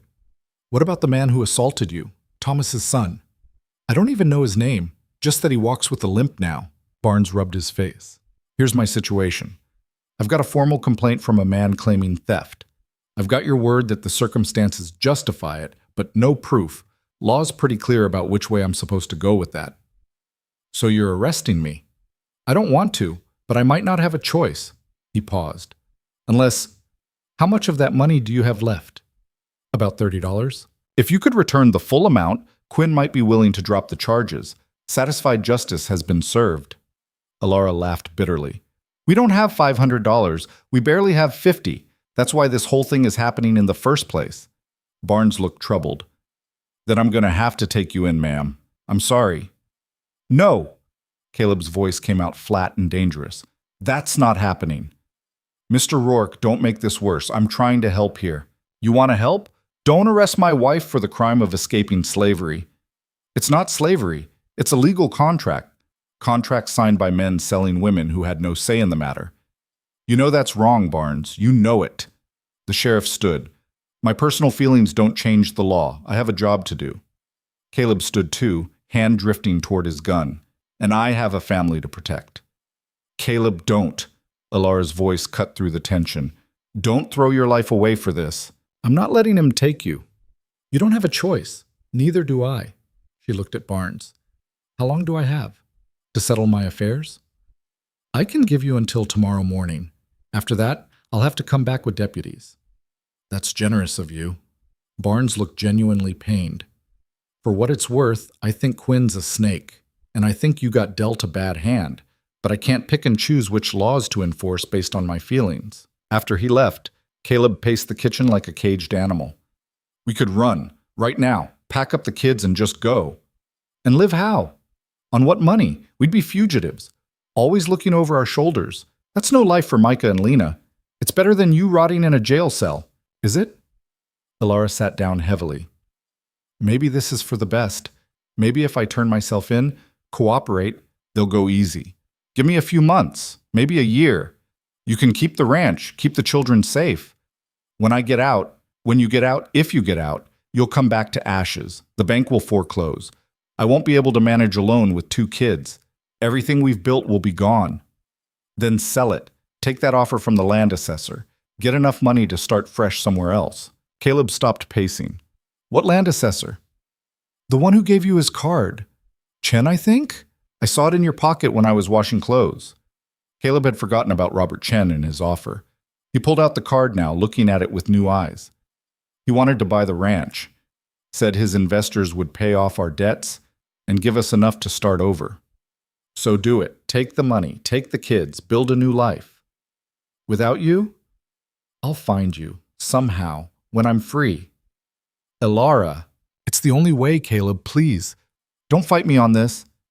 But before he could answer, the door burst open. Micah stood there, wild-eyed and panting. "Someone's coming. Lots of someones. On horses. They got torches." Caleb grabbed his rifle and ran outside. In the growing dusk, he could see them, a line of riders approaching from the south, maybe 20 strong. Daniel Quinn rode at the front, and even from a distance, Caleb could see he was smiling. "Get the children inside," he told Alara. "Bar the doors." "What are you going to do?" "Whatever I have to." The riders stopped about 50 yards out, forming a semicircle around the house. Daniel dismounted and walked forward alone, torch held high. "Caleb Rourke," he called. "I think we need to have a conversation. A final one." Caleb stepped off the porch, rifle ready. "Say what you came to say." "The sheriff tells me he'll be collecting my sister tomorrow, taking her to stand trial for theft. That's progress, I suppose. But it occurs to me that jail is expensive, trials are expensive, and I'm a businessman. I prefer efficient solutions. Get to the point. I'm willing to drop all charges. Forget the money Alara stole, leave you all in peace. On one condition." "Which is?" Daniel's smile widened. "You sell me this ranch, today, tonight. Sign over the deed and I'll have my lawyer draw up paperwork showing Alara repaid her debt in full. No arrest, no trial, clean slate." Caleb's blood ran cold. This was never about the money. It was about the land. Not the land specifically, but when I was looking for Alara, I did some research. Found out she'd married a rancher who was drowning in debt. Got to thinking about opportunities. This is prime property, Rourke. Worth far more than you're getting out of it. My investors would pay top dollar. Your investors. You're working with Chen. Robert's a valued associate. We've done several deals together. When he told me about your ranch, about your situation, I saw a way to kill two birds with one stone. Get my sister back and acquire valuable property. Daniel's expression hardened. But then you had to complicate things. You and your neighbors playing hero. So now I'm offering you a choice. Sell or watch Alara go to prison for years. Maybe forever, if I press hard enough. You son of a... Careful. I've got 20 men here, all witness to this conversation. You threaten me, you assault me. That's a crime. Sheriff will have to arrest you too. Then what happens to those orphans you're so fond of? Caleb wanted to shoot him. Wanted it so badly his finger trembled on the trigger. But Daniel was right. Shoot him, and the law would come down hard. Not just on Caleb, but on Alara, on the children. "How long do I have to decide?" he asked through clenched teeth. "Until sunrise. After that, the offer expires and I proceed with the charges against Alara, plus a few additional ones I've been holding in reserve. Did you know harboring a fugitive is a crime? So is conspiracy to commit theft. I could make a case that you helped Alara steal from me, that you've been complicit all along. Hard to run a ranch from prison, I'd imagine.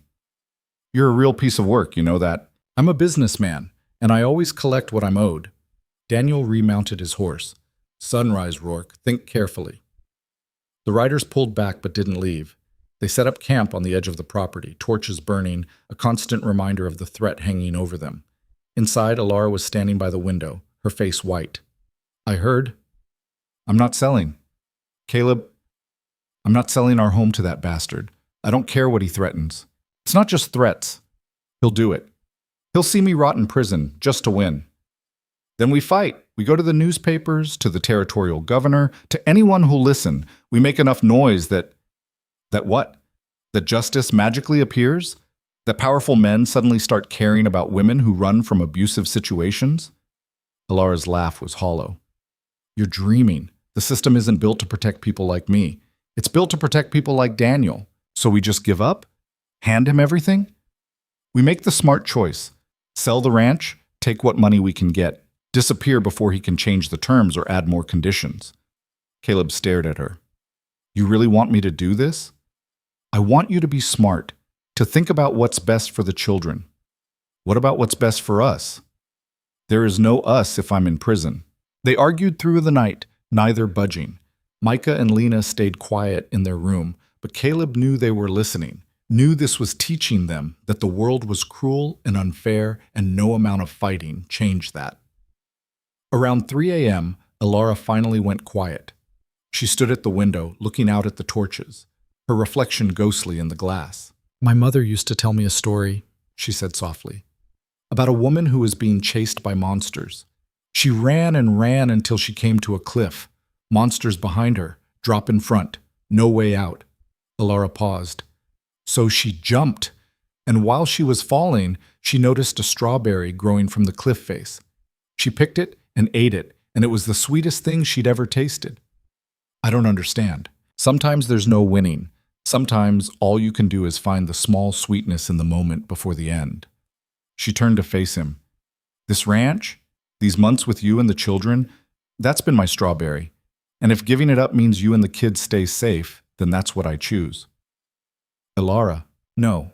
Listen, I'm going to turn myself in at dawn. Tell Barnes I'm ready to face charges. Then you're going to sell this place to Daniel or Chen or whoever will pay the most. Take that money and those children and go somewhere he can't find you. I'm not leaving you. Yes, you are. Because I'm asking you to. Because it's the only way I can live with what happens next. Caleb crossed the room, pulled her into his arms. She was shaking, he realized. For all her calm words, she was terrified. There has to be another way, he said into her hair. If there is, I can't see it. They stood like that until the first light of dawn started creeping across the horizon. Then Elara pulled away, straightened her spine, and walked toward the door. Caleb grabbed her arm. Wait. For what? It's dawn. Time's up. Just wait, please. She waited. And in that moment of silence, Caleb's mind raced. There had to be something, some angle they hadn't considered, some weapon they hadn't used. Then it hit him. The money, he said. What money?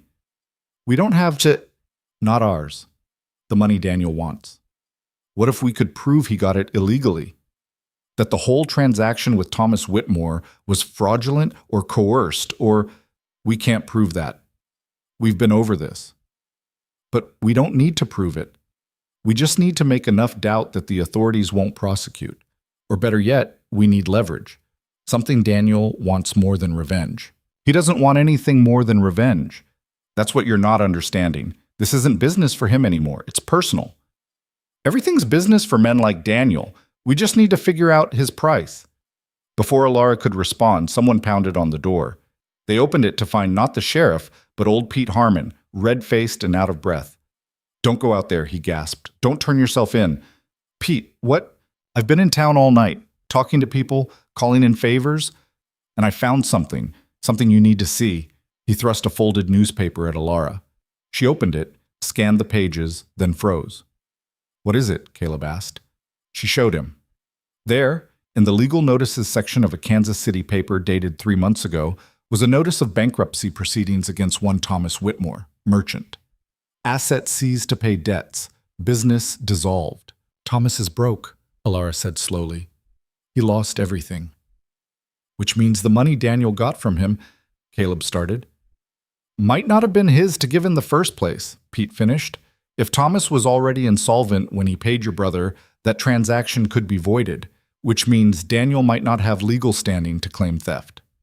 It was a thin thread, but it was something. We need to show this to the sheriff, Caleb said. Already did. That's why I'm here. Barnes says it muddies the waters enough that he's not comfortable making an arrest. Says he needs to investigate further before proceeding with charges.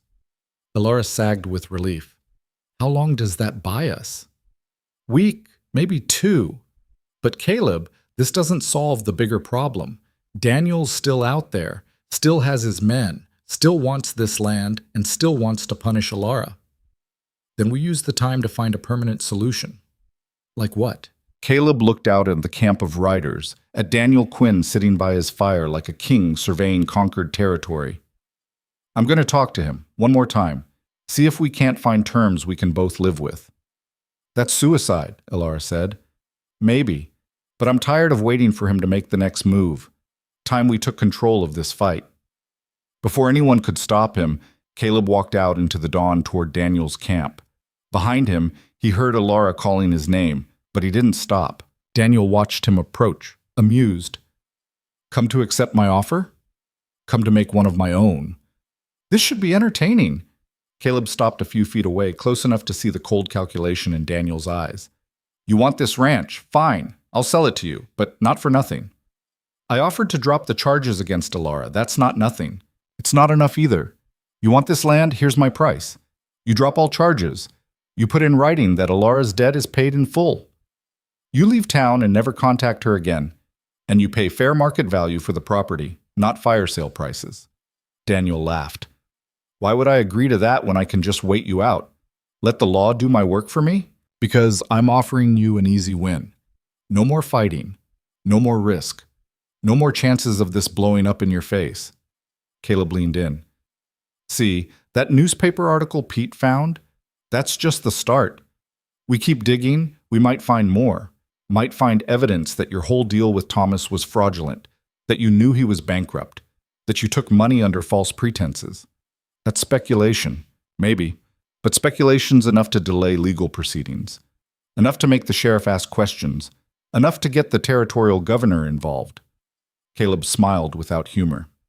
And the thing about men like Thomas, men who've lost everything, they tend to talk, might be willing to testify about your business practices in exchange for leniency on their own debts.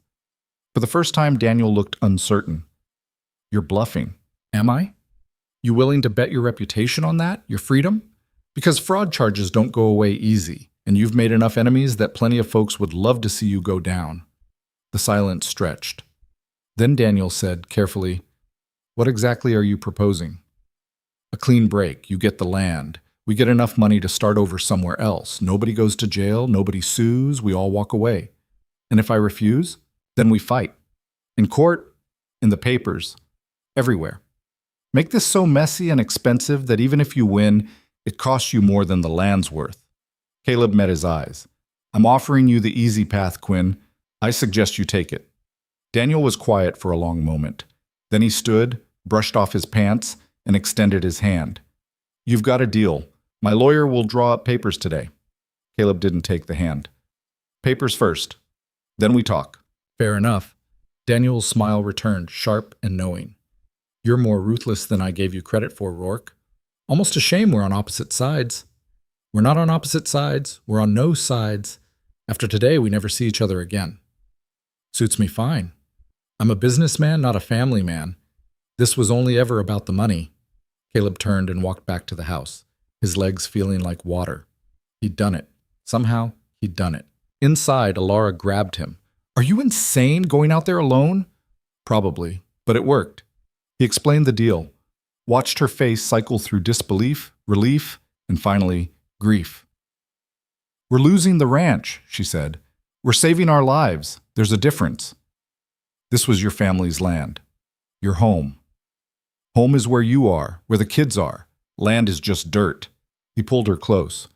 We'll find new dirt. Build something better. She kissed him then, hard and desperate and grateful all at once.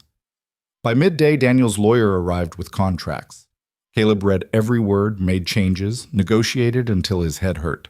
The final price was less than he'd hoped, but more than Daniel's original offer.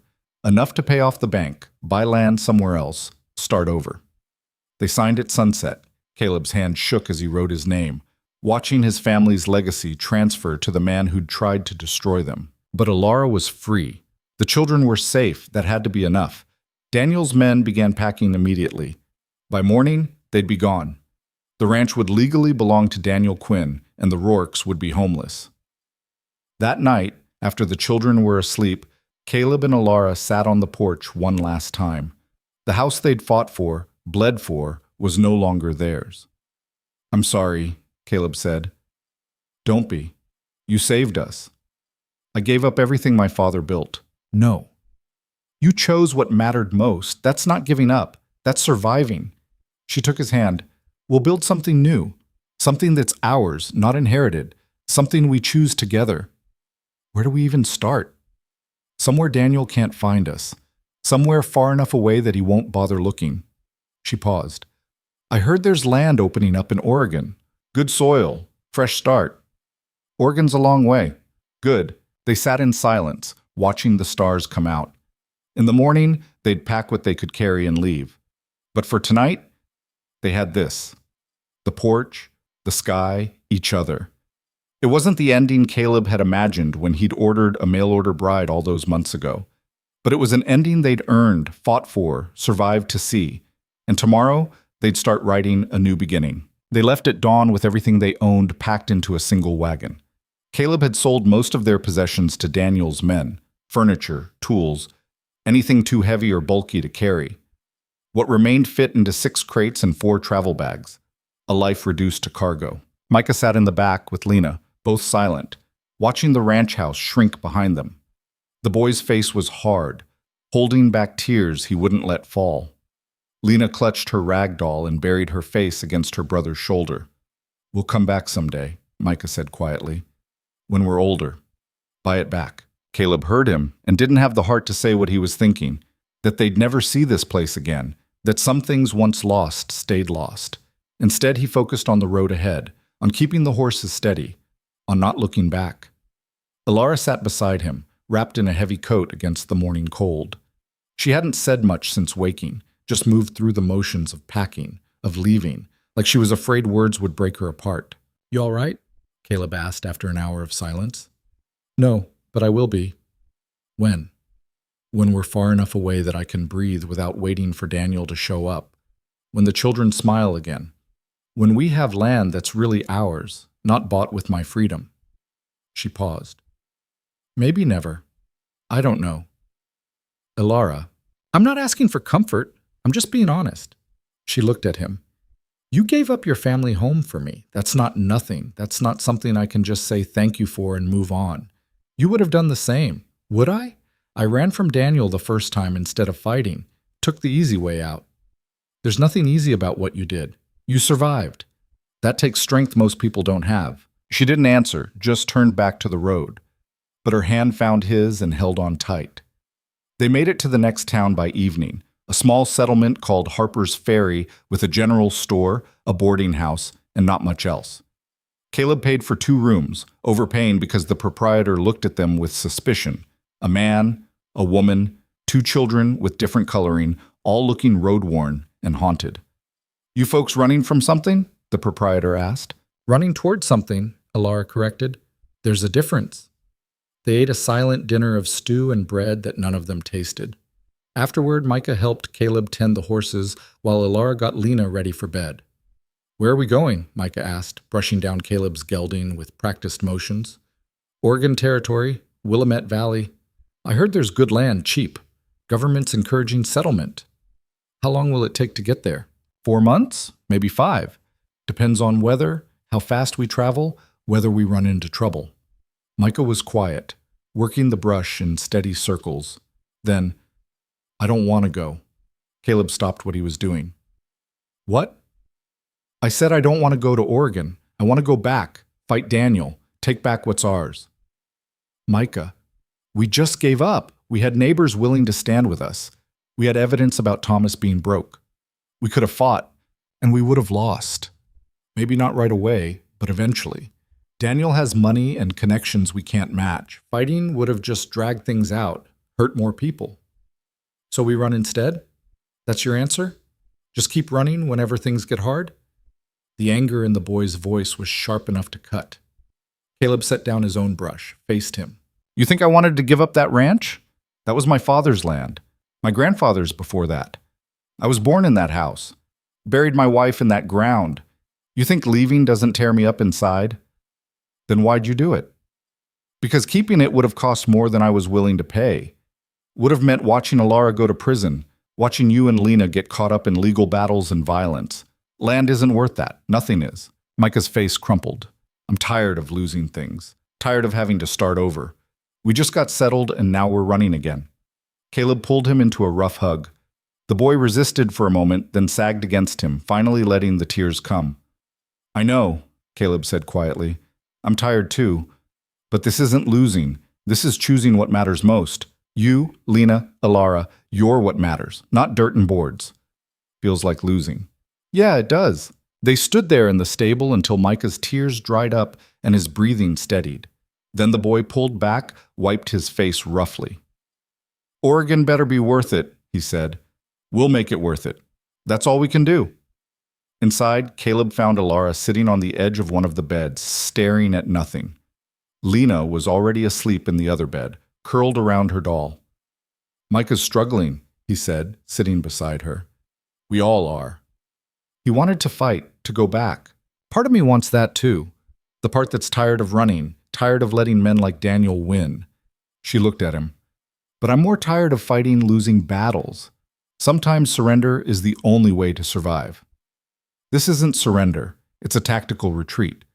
Is there a difference? I think so. Surrender means giving up. What we did was making a choice. Choosing a future over a past. Ilara's laugh was bitter. Pretty words for losing everything. We didn't lose everything. We lost land. We still have each other. For now. Until the next crisis. Until money runs out or I do something stupid or Daniel decides the deal wasn't enough and comes after us again. Caleb took her hand. You really think that's going to happen? I think men like Daniel don't stop. They just pause. Wait for the right moment to strike again. Then we stay ready. But we don't let fear of what might happen stop us from living. She wanted to argue. He could see it in her face. But she was too exhausted, worn down by months of fighting, of barely surviving. Instead, she just leaned against him. I'm pregnant, she said quietly. The words hit Caleb like a physical blow. What? I've known for a few weeks. Wasn't sure how to tell you with everything else happening. She pulled back to look at him. I'm about 2 months along, I think. Due sometime in early fall. Caleb's mind raced. A baby. They were going to have a baby. In the middle of losing everything, running for their lives, starting over from nothing, they were bringing a child into this chaos. Say something, Ilara said. I don't know what to say. Are you angry? No, He stopped, trying to find the right words. I'm terrified, and maybe a little bit happy, but mostly terrified. Me too. Her hand went to her stomach, protective. I know the timing's terrible. We're homeless, nearly broke, heading into the wilderness. But I'm not sorry. I want this baby. Want to build something real with you. Caleb pulled her close, felt her trembling against him. We'll figure it out, somehow. You keep saying that. Because I have to believe it's true. Otherwise, what's the point? They held each other in the dim lamplight, two people clinging to hope in the face of overwhelming odds. Outside, the wind picked up, rattling the window. Winter was coming, and they had a long road ahead. The next morning, they continued west. Days blurred together, cold mornings, long hours on the road, simple meals cooked over campfires. They passed through small towns where people looked at them with curiosity or suspicion. They crossed rivers swollen with early snowmelt. They climbed hills that seemed to go on forever. Micah slowly came out of his anger, focusing his energy on helping Caleb with the horses and wagon. Lena stayed close to Ilara, chattering now in her small voice about things she saw. Birds, unusual rocks, cloud shapes. The girl's voice was still rusty, but it was there, growing stronger. 3 weeks into their journey, they stopped in a larger town called Bellevue to resupply.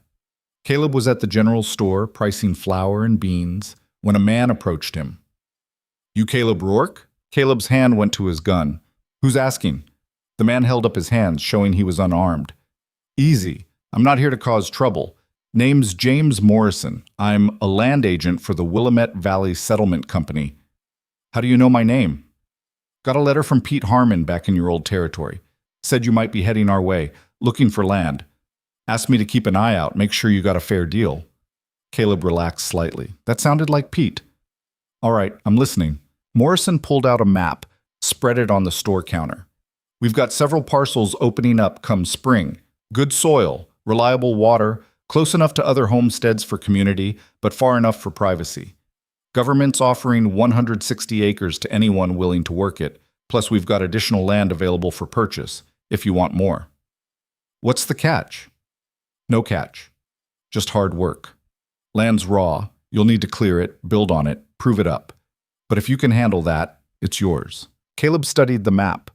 The parcels were in a valley surrounded by mountains, cut through by a river. On paper, it looked perfect. Too perfect. Why's the government giving away good land? Because it's a long way from civilization, and most folks don't want to work that hard. They'd rather buy developed property closer to towns. Morrison met his eyes. Look, I'm not going to lie to you. It's tough out there. Winters are harsh, growing seasons short, you'll be mostly on your own. But if you can stick it out, you'll have something real, something nobody can take from you. Except the government, Morrison agreed. But if you file proper claims, work the land for 5 years, it's yours free and clear. That's the homestead law. Caleb thought about it. 5 years of backbreaking work. 5 years of isolation. But at the end, land that truly belonged to them. I need to talk to my wife. Take your time. I'll be in town through tomorrow. Caleb bought his supplies and headed back to the boarding house where Alara was resting. She'd been sick that morning, the pregnancy making her nauseous and tired. He found her sitting up in bed looking pale but determined. How you feeling? Like I want to throw up, but my stomach's too empty to bother. She managed a weak smile. What'd you find out? He told her about Morrison, about the land offer, about what it would require. She listened quietly, her hand resting on her still flat stomach. 5 years is a long time, she said when he finished. Yeah. And we'd be starting from nothing again, building everything ourselves. Yeah. No neighbors close by. No help if things go wrong. There'd be other homesteaders, just not right on top of us. Alara was quiet for a long moment. Then she said, Tell me honestly, do you think we can do it? With a baby coming, with winter approaching, with everything we've been through? Caleb sat on the edge of the bed.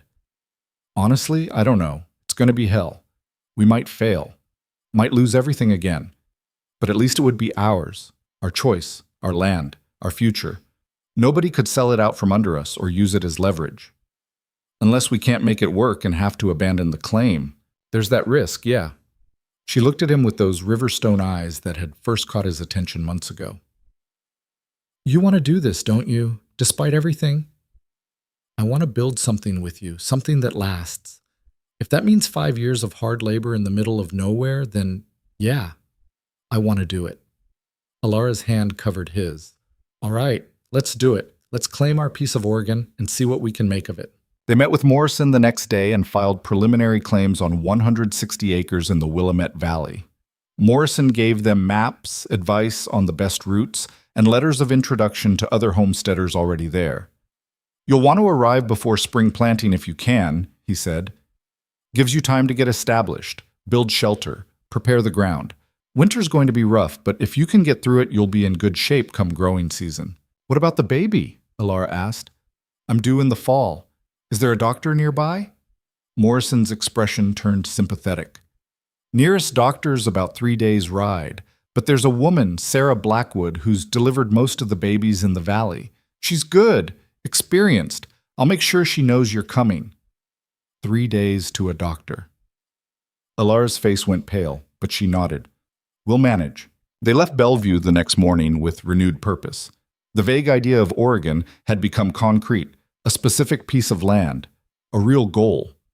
The journey felt less like running and more like moving toward something. But the reality of what they were attempting didn't fully hit until they reached the mountain pass 6 weeks later. The snow was deep, deeper than Caleb had seen in years. The wagon struggled, wheels catching in drifts, horses straining against the weight. Twice they had to unload everything and carry it forward on foot, then come back for the wagon. Micah worked until his hands bled, never complaining. Lena huddled in blankets in the wagon bed, too cold to do more than shiver. Alara tried to help despite Caleb's protests, her pregnancy making her clumsy and short of breath in the thin mountain air. On the third day in the pass, disaster struck. The wagon wheel caught on a hidden rock and cracked, splitting down the middle. They were stranded on a narrow mountain road with night coming fast and temperatures dropping. Can you fix it? Alara asked, her teeth chattering. Caleb examined the damage. Not here. Not with what we've got. We'd need proper tools, dry wood for a replacement spoke. So what do we do? We camp here tonight. Tomorrow I'll take one of the horses, ride ahead to the nearest settlement, see if I can get help. That could take days. You got a better idea? She didn't. They set up the best camp they could, using the wagon as a windbreak, building a fire with what dry wood Micah could scavenge. The temperature dropped below freezing as the sun set, and the wind cut through their clothes like knives. Lena started coughing around midnight, a deep rattling sound that scared Caleb. Alara held her close, trying to keep her warm, but the girl's forehead burned with fever. She needs a doctor, Alara said. I know, but there's nothing I can do about it tonight. So we just wait? Let her get sicker?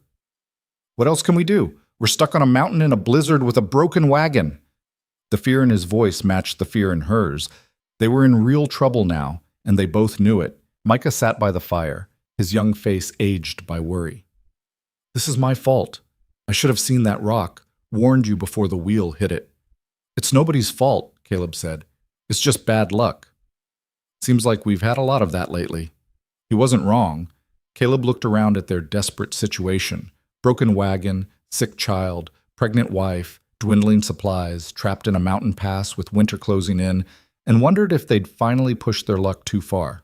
But giving up wasn't an option. So he added more wood to the fire, made sure everyone was as warm as possible, and started planning for morning. Dawn came gray and cold. Lena's fever had worsened overnight. She barely woke when Alara tried to give her water. I'm going now, Caleb said, saddling the stronger of their two horses. There's a settlement marked on Morrison's map about 15 miles down the western slope. If I ride hard, I can make it by midday, be back with help by tomorrow. And if you can't? Then I'll send someone else back while I get what we need to fix the wagon. He kissed her roughly. Keep her warm. Keep the fire going. Don't let it die. I know how to tend a fire, Caleb. I know, I just... He stopped, all the fear and frustration choking him. I can't lose any of you, not after everything.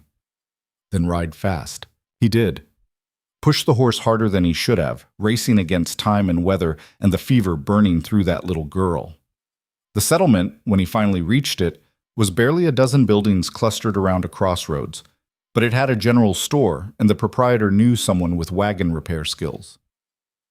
Silas Johnson's your man. Lives about 2 miles north. He can fix just about anything. Caleb found Johnson, a grizzled man in his 60s with hands like old leather, and explained the situation. Broken wagon wheel in the pass with a sick child and pregnant woman? That's bad. Johnson scratched his beard. I can fix the wheel, but getting up there in this weather is going to be rough. I'll pay whatever you ask. It's not about money. It's about whether we can make it there and back without getting ourselves killed. Johnson studied the darkening sky. Storm's coming in. Big one. We go up there now. We might all end up trapped. I can't leave them up there alone. I'm not saying you should. I'm saying we need to be smart about this. Johnson grabbed his coat. We'll go now. Work through the night if we have to. But if that storm hits before we get there, we're in trouble. They loaded supplies onto a mule and started climbing.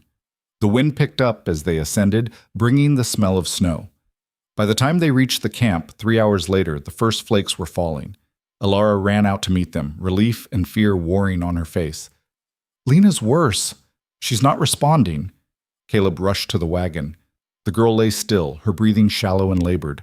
Her skin was gray. We need to get her down the mountain, Johnson said, examining her quickly. She's got pneumonia or something close. Needs proper medicine, warmth, rest. The wagon. Forget the wagon. We take her on the mule, wrap her warm, move as fast as we can. You folks can come back for your things when the weather clears. We can't just abandon everything we own. You want your stuff or you want that child to live? Choose. It wasn't really a choice. They bundled Lena in every blanket they had, secured her to the mule, and started down. Johnson led, knowing the trail even in the gathering storm. Caleb followed with Micah on the horse. Alara brought up the rear on the remaining horse, moving carefully despite her exhaustion. The storm hit in full force an hour later, snow so thick they could barely see 3 feet ahead, wind that threatened to knock them off their feet. The temperature dropped until even breathing hurt. Johnson never wavered. He kept them moving, kept them together, navigated by instinct and experience through conditions that would have killed them without his guidance. They made it to the settlement just before midnight, half frozen and completely spent. Johnson's wife took one look at Lena and took charge, getting the girl warm and dry, forcing medicine down her throat, tending her with practiced efficiency. She'll live, Mrs. Johnson pronounced after an hour. But it was close, and another few hours and you would have lost her. Caleb nearly collapsed with relief. Beside him, Alara did collapse, catching herself on a chair, her face white. You all right? He asked. Just tired and scared, and... She winced. I think I might be bleeding. Mrs. Johnson moved fast, getting Alara into bed, examining her with gentle efficiency. When she emerged, her face was grave. The baby? Still there. Still has a heartbeat. But she's spotting, and that's not good. She needs complete rest for at least a week. No travel, no stress, no heavy lifting. Can we stay here? We've got a spare room. You're welcome to it as long as you need. They stayed for 2 weeks in the end. Lena recovered slowly, her fever breaking on the third day. Alara rested, the bleeding stopping, the baby holding on. Micah helped Johnson around the property, learning skills and earning their keep. Caleb used the time to repair the wagon wheel with Johnson's help, then hired men to haul their abandoned supplies down from the pass. By the time they were ready to move on, winter had fully set in, and Johnson advised them to wait until spring. You've got 3 months to plan, to rest, to prepare. Come April, you'll be stronger and ready to tackle homesteading. Go now, and you're just asking for more trouble. It made sense, but it chafed. 3 more months of delay, 3 more months living on charity and borrowed space. Caleb wanted to push on, to reach their land, to start building. But one look at Alara, still pale and fragile, at Lena still coughing sometimes, and he knew Johnson was right. All right, we stay. But come spring, we go, no matter what. Those 3 months proved to be a gift in disguise. The Johnsons were good people, kind without being smothering, helpful without making them feel like charity cases. They had a small farm, enough land to be self-sufficient, and they taught the Rourkes everything they knew about surviving in Oregon Territory. Mrs. Johnson taught Alara about local plants, which ones were edible, which were medicinal, which would kill you if you weren't careful. She showed her how to preserve food for long winters, how to make soap and candles, how to deliver a baby without a doctor present. Johnson taught Caleb and Micah about building, how to construct a cabin that would withstand mountain winters, how to clear land efficiently, how to read weather and soil and know what would grow where. Slowly, the fear that had driven them across half a continent began to ease. They were still scared, of failure, of loss, of all the things that could go wrong. But they were also learning, preparing, becoming people who might actually succeed at this impossible task they'd set themselves. Lena regained her strength and her voice, chattering constantly now about everything she learned. Micah grew taller, filling out with good food and steady work. Alara's pregnancy progressed, her belly rounding, the baby growing strong despite the rough start. And Caleb found himself thinking less about what they'd lost and more about what they were building. One evening in early March, sitting on the Johnsons' porch watching the sun set, Alara leaned against him. I think we're going to make it, she said quietly. Yeah? Yeah, I can see it now. The land, the cabin, the life we're going to build, it's real, not just a desperate hope. What changed? We did. We're not the same people who left that ranch. We're stronger, smarter, more prepared. She paused. We're family, real family, not just people thrown together by circumstance. Caleb pulled her closer, felt the swell of her belly against his side. When did that happen? Somewhere between losing everything and deciding to fight for something better. Somewhere in the middle of all the fear and pain and struggle. She looked up at him. I love you, Caleb Rourke. Not because you saved me or because we're married, but because you're you. Because you chose us over land. Because you keep getting up every time we get knocked down. I love you too. Have for a while now. I know, I could see it, even when I was too scared to believe it. They sat there until the stars came out, planning their future, dreaming their dreams. Behind them, through the window, they could hear Micah teaching Lena a song Johnson had taught him. The sound of children laughing, safe and warm and loved. Spring came with a rush of green and the smell of wet earth. The Johnsons helped them load the wagon, pressed food and supplies on them, made them promise to come back and visit. You're good people, Johnson said, shaking Caleb's hand. You'll do fine out there. Just remember what we taught you. We won't forget. Any of it. They set out on a morning so clear and bright it hurt to look at. The road west was muddy but passable. The mountains were behind them now, the valley opening up ahead. Their land, when they finally reached it 2 weeks later, was everything Morrison had promised and nothing like they had imagined. The reality of 160 acres of wild, uncleared forest was overwhelming. Where do we even start? Micah asked, looking around at the dense trees. 1 tree at a time, Caleb said. 1 day at a time. They pitched a tent that first night, too exhausted to do more. But the next morning, Caleb and Micah started clearing, cutting trees, hauling logs, marking out where the cabin would go. Alara, too pregnant now for heavy work, organized their supplies and started a garden plot, turning over soil that maybe hadn't been touched by human hands before. Lena collected rocks and arranged them into borders, helped Alara plant seeds, sang to herself in her high, clear voice. Days turned into weeks. The cabin took shape, rough logs notched together, a roof of split shingles, a chimney made of river stones.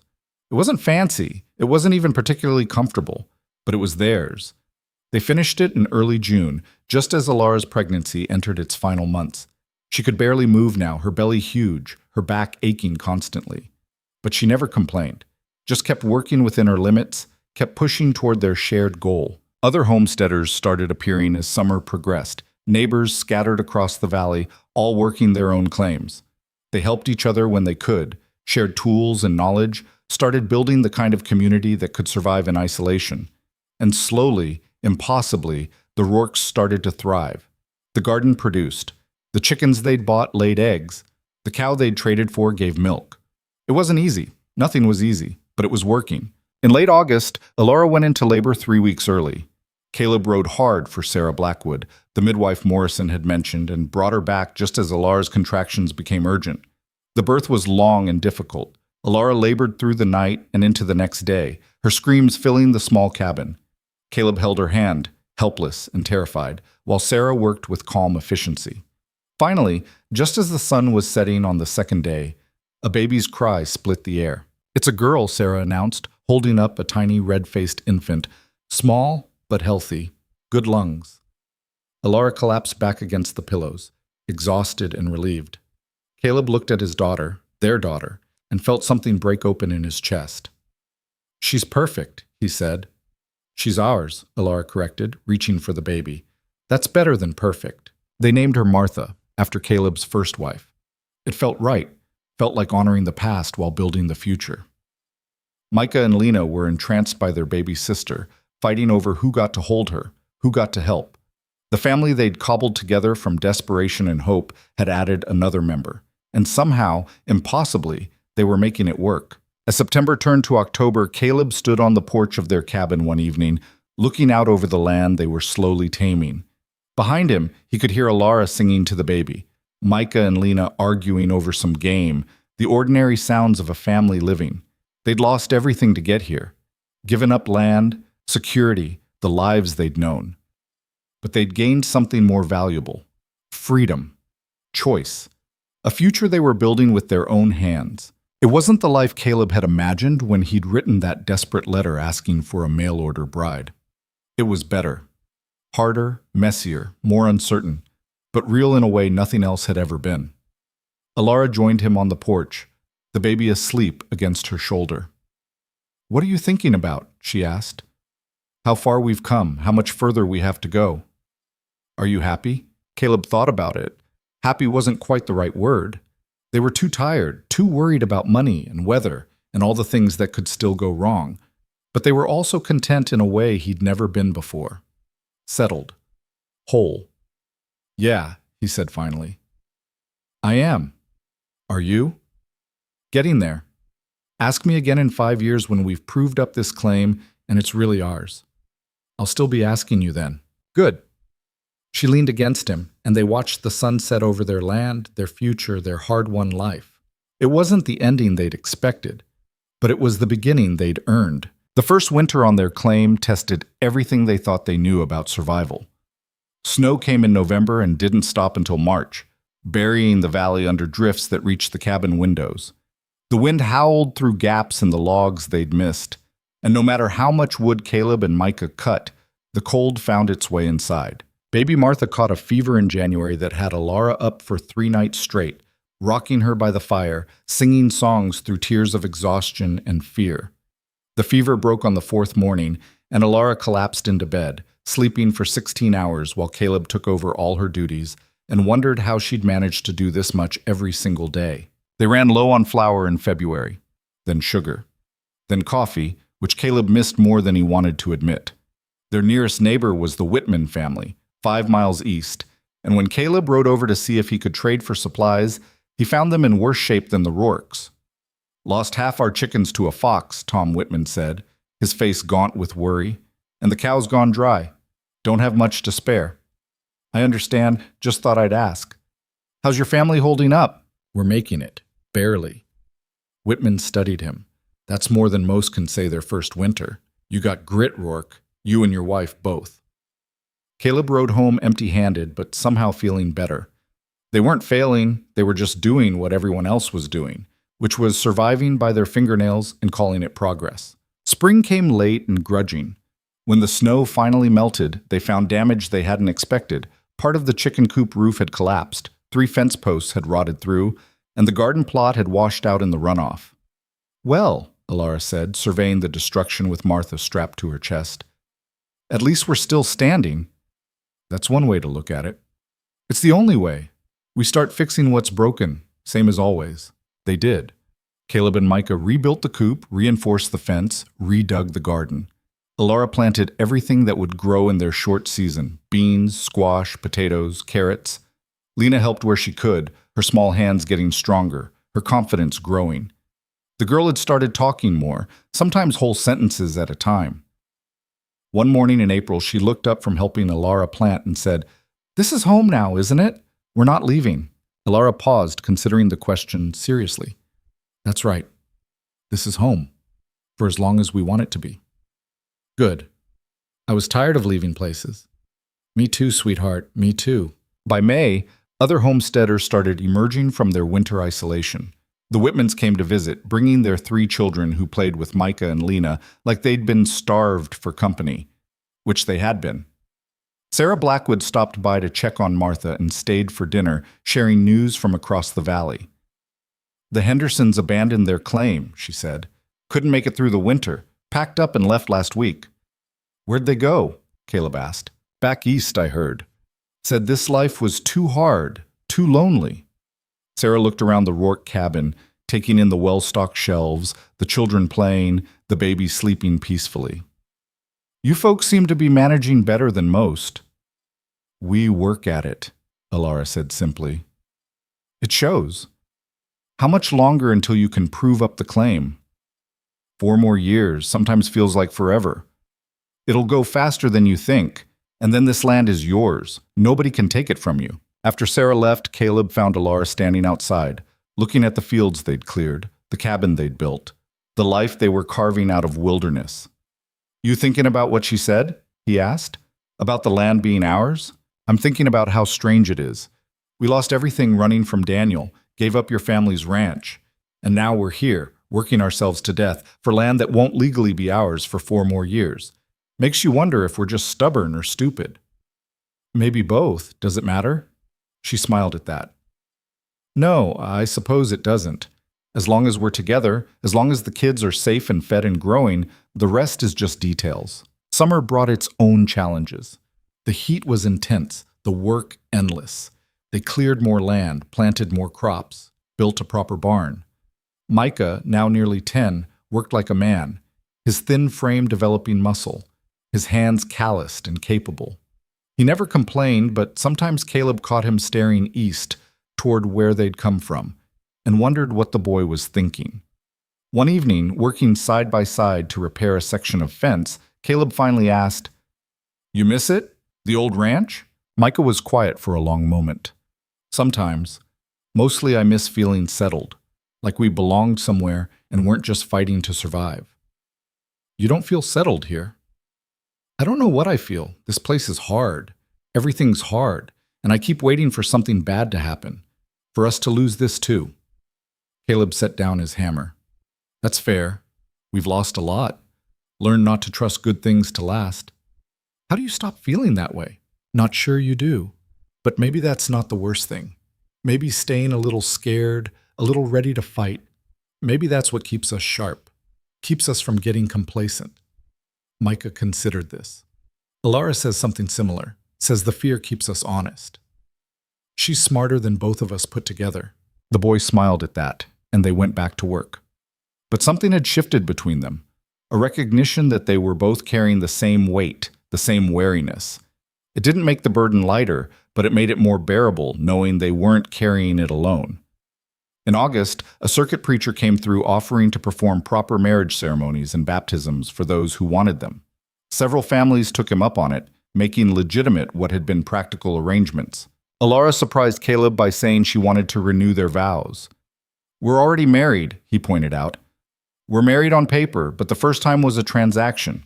I want to choose you again, properly, with the kids watching, so they know this is real. They stood in front of the preacher on a Sunday morning with half the valley watching. Micah held Martha, who was chewing on her fist and drooling. Lena stood between Caleb and Ilara, holding both their hands. Do you, Caleb Rourke, take Ilara to be your wife, in plenty and in want, in joy and in sorrow, as long as you both shall live? I do. And do you, Ilara Rourke, take Caleb to be your husband, in plenty and in want, in joy and in sorrow, as long as you both shall live? I do. The preacher smiled. Then I pronounce you again husband and wife. What's been bound twice stays bound. This time when Caleb kissed her, it wasn't awkward or perfunctory. It was real and deep and full of everything they'd survived together. The small crowd cheered and Lena giggled, and Martha let out a wail that broke the moment and made everyone laugh. That night, lying in bed with Martha asleep in her cradle and the older children finally settled, Ilara turned to Caleb. Thank you for today. For what? You're the one who wanted it.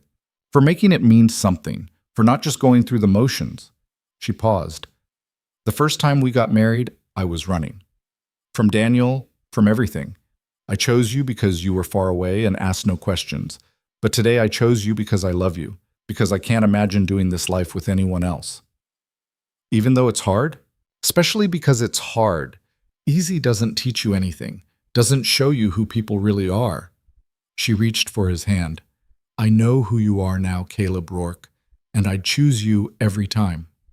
Good, because you're stuck with me. I can think of worse fates. Fall came with harvest. Not a huge yield, but enough to see them through winter with some to spare. They'd learned from their first year, prepared better, stored more. The cabin was tighter, the barn was finished, they had proper winter clothes for everyone. And then in late October, a letter arrived. The postal rider came through once a month, delivering mail to the scattered homesteads. Caleb was mending harness when he heard the rider approach. Letter for Rourke, the man called. From back east. Caleb's stomach dropped. Nobody from back east should be writing them. He took the letter with hands that weren't quite steady. The return address said Kansas City. The handwriting was unfamiliar. He opened it standing in the yard, not wanting to bring whatever this was into the house. The letter was from a lawyer named Harrison Webb. Caleb read it twice, then a third time, trying to make sense of the words. Daniel Quinn was dead. Killed in a fire that had destroyed the ranch he'd bought from Caleb. The fire had been ruled accidental, a knocked-over lantern, but there were questions. Debts Daniel had accumulated, business deals gone wrong, people who might have had reason to want him dead. But that wasn't the part that made Caleb's hands shake. The lawyer was writing because Daniel's will left everything to his sister, Ilara. The ranch that had been taken from them was now legally theirs again, if they wanted it. Along with what remained of Daniel's estate, not much after debts were settled, but something. Caleb walked into the house in a daze. Ilara was nursing Martha, singing softly. She looked up when he entered. What's wrong? You look like you've seen a ghost. Daniel's dead. The singing stopped. Ilara's face went very still. What? He handed her the letter. She read it one-handed, Martha still at her breast, her expression unreadable. He left me the ranch, she said finally. The ranch you sold to him. He's giving it back. Technically, you inherited it. That's not the same as him giving it back. Isn't it, though? She looked at Caleb. He could have left it to anyone. A business partner, a mistress, charity. But he left it to me, his estranged sister who he spent months trying to drag back to a life she'd escaped. Maybe he felt guilty. Daniel didn't feel guilt. He felt entitlement and rage, but never guilt. Ilara set the letter aside, adjusted Martha to her other breast. This is his final play, his last attempt to control me. He's offering me everything I ran from, knowing I might be desperate enough to take it. Are you? Desperate enough? She looked around the cabin, small and drafty and cobbled together from hope and determination, looked at her children, at her husband, at the life they'd built with nothing but stubbornness and love. No, she said firmly. That ranch isn't ours anymore. It stopped being ours the day we chose to leave, and I don't want it back. It's worth money, good money. We could sell it, use the proceeds to improve this place, buy better equipment, hire help, make life easier. Or we could keep doing what we're doing, building something that's completely ours, something nobody gave us, nobody can take away. She met his eyes. I don't want Daniel's leftovers, Caleb. I don't want anything that ties us back to that life. Do you? He thought about it honestly. The ranch had been his family's legacy, his birthright. Getting it back should feel like justice, like winning, but it didn't. It felt like a trap. No, he said. I don't want it either. Then we tell the lawyer to sell it. Settle Daniel's debts. Whatever's left can go to charity or the state or whoever handles these things. We want no part of it. Caleb wrote the response that evening, making their wishes clear. The ranch could be sold to pay Daniel's obligations. They wanted nothing from his estate, claimed no inheritance, wished only to be left alone. He posted it the next day and felt lighter for it. We could have been rich, Micah said when he heard. The boy had been listening from the doorway, taking it all in. Could have gone back, lived easy. Easy isn't always better, Ilara told him. And that ranch was never really ours, not the way this place is. But you worked for it, both of you. Doesn't that count? It counts. But so does knowing when to let go. When to choose the future over the past. Micah absorbed this, his young face serious. When I'm older, I'm going to build something too. Something nobody can take from me. I know you will, Ilara said, and we'll be here to help. Winter came again, but this time they were ready. They had food, fuel, warm clothes, experience. When the snow piled up and the wind howled, they stayed inside playing games, telling stories, teaching the children to read and figure. Martha took her first steps in February, wobbling across the cabin floor into Caleb's arms. Lena started teaching her simple words, delighted to be the teacher for once, instead of the student. Micah grew another 3 inches, shooting up so fast they had to let out all his pants twice. He was becoming a young man, thoughtful and serious, carrying responsibilities beyond his years. And slowly, inexorably, they moved from surviving to living. Spring of their 3rd year brought new neighbors, the Morrison family, who'd bought the Henderson claim. They had 2 sons close to Micah's age, and the boys became fast friends. Suddenly, the valley felt less isolated, more like a real community. They started gathering for barn raisings and harvests, helping each other with the work no single family could manage alone. They celebrated birthdays and holidays together, creating traditions where none had existed. Ilara, to her surprise, found herself at the center of it. The other women came to her with questions about childbirth, about medicine, about surviving hardship. She became the unofficial leader without trying, simply by being herself, competent, honest, unafraid of hard truths. You're good at this, Caleb told her one evening after hosting a gathering that had filled their small cabin to bursting. Building community, making people feel like they belong. I know what it's like not to belong, to be alone and scared and desperate. I don't want anyone else to feel that way if I can help it. You're talking about before you came here. I'm talking about everything. The years with Daniel, running, even those first months with you when I didn't know if I could trust you or what we were building. She looked at him. I spent so long focused on survival that I forgot what living felt like. These people, this community, they remind me, make me want to give back what was given to me. Which is? A chance, hope, the knowledge that even when everything falls apart, you can build something new if you're willing to work for it. Year 4 brought a drought. The spring rains never came, and by June the crops were withering in the fields. The valley banded together, sharing water from the deeper wells, rationing what they had, helping those hit hardest. The Rourke's garden struggled, but the well Caleb had dug deep held steady. They shared their water with the Whitmans, whose well had gone dry. Tom Whitman tried to pay them. Keep your money, Caleb said. You do the same for us. Still, seems like we're always taking from you folks. That's what neighbors do. Take when they need, give when they can. Evens out over time. It did even out. When the Rourke's barn needed a new roof the following spring, the Whitmans showed up with lumber and labor, refusing payment. When Lena got sick with scarlet fever, Sarah Blackwood came and stayed for a week, nursing her through the worst of it and asking nothing in return. They were building more than homes and farms. They were building the kind of interdependence that made survival possible, that turned isolated homesteaders into something like family. In their 5th year, the year they'd prove up their claim and own the land free and clear, Alara discovered she was pregnant again. Are you happy about it? Caleb asked when she told him. I'm terrified. Martha's barely 3. I'm not young anymore, and we're already stretched thin. She paused. But yes, I'm happy. This baby won't be born out of desperation or fear. It'll be born into something real, something we built together. What if something goes wrong? Then we deal with it, same as everything else. She took his hand. Stop looking for disasters around every corner. We're going to be fine. She was right. The pregnancy went smoothly. The harvest that fall was the best they'd had, enough to sell surplus in town and actually make money instead of just breaking even. In November, Caleb rode to the land office and filed the final paperwork proving up their claim. The clerk stamped the documents and handed him a deed. Congratulations, Mr. Rourke. You're now the legal owner of 160 acres in the Willamette Valley. Land's yours free and clear. Caleb stared at the paper in his hands. After 5 years of backbreaking work, of barely surviving, of wondering if they'd make it, this piece of paper said they owned something that couldn't be taken away. He rode home in a daze and found Alara waiting on the porch, huge with pregnancy, Martha clinging to her skirts. Well? She asked.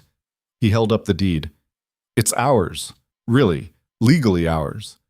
Her face broke into a smile that could have lit the whole valley. We did it. Yeah, we did. They stood there grinning at each other like fools, while Martha demanded to know what was happening, and Micah and Lena came running from the barn, wanting to see the paper that meant so much. That night they had a small celebration, nothing fancy, just the family together, acknowledging what they'd accomplished. Micah, now 13 and nearly as tall as Caleb, made a toast with watered-down cider. To family, to home, to never giving up even when everything's falling apart. To stubborn people doing impossible things, Alara added. To us, Caleb finished. However we got here, whatever we had to survive, we made it. Together. They drank to that, and for the first time in 5 years, Caleb let himself fully believe they were going to be all right. The baby came in January, early but healthy. A boy they named Peter, after old Pete Harmon, who'd helped them when they needed it most.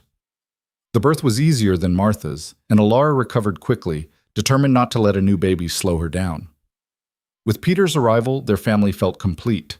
2 biological children, 2 they'd chosen, all loved equally, all belonging absolutely. Micah doted on his baby brother with surprising tenderness. Lena, now 9 and confident, took her role as big sister seriously. Martha, not quite understanding why there was a new baby taking attention, eventually decided he was acceptable as long as he didn't touch her toys. They were loud and messy and sometimes drove each other crazy. They fought over chores and space and who got the last piece of bread. They were, in other words, a real family. One evening in early spring, Caleb found himself on the porch again, watching the sun set over land that now legally belonged to them. Alara joined him, leaving the children inside with instructions to watch Peter and not kill each other. What are you thinking about? She asked. Everything, nothing. How different life is from what I imagined. Better or worse? Different. When Martha, my first Martha, died, I thought that was it. Thought I'd work this land until I dropped dead, and that would be my whole story. He looked at her. I never imagined you. Any of this.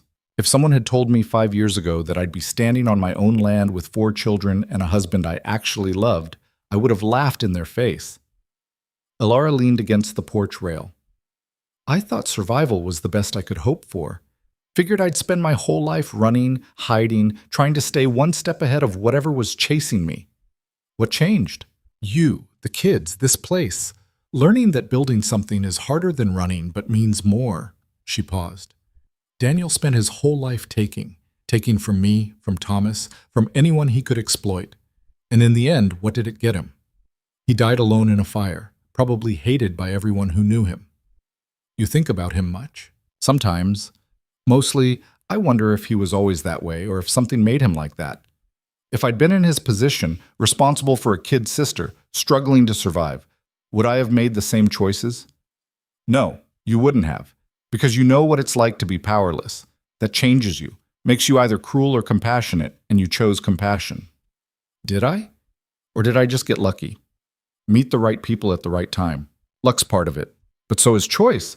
You chose to save Micah and Lena when we could barely feed ourselves. Chose to trust me even though you had every reason not to. Chose to fight instead of giving up when Daniel came after us. Caleb took her hand. You made good choices, Ilara. That's not luck. That's character. She was quiet for a long moment. Then she said, I think that's the nicest thing anyone's ever said to me. Then people haven't been paying attention. Inside, they heard a crash followed by Micah yelling and Lena's high-pitched protest. Ilara sighed. I should go deal with that. Let them work it out. They need to learn. They're going to destroy the cabin. Then we'll build another one. We're good at building things. She smiled at that and settled against him instead of going inside.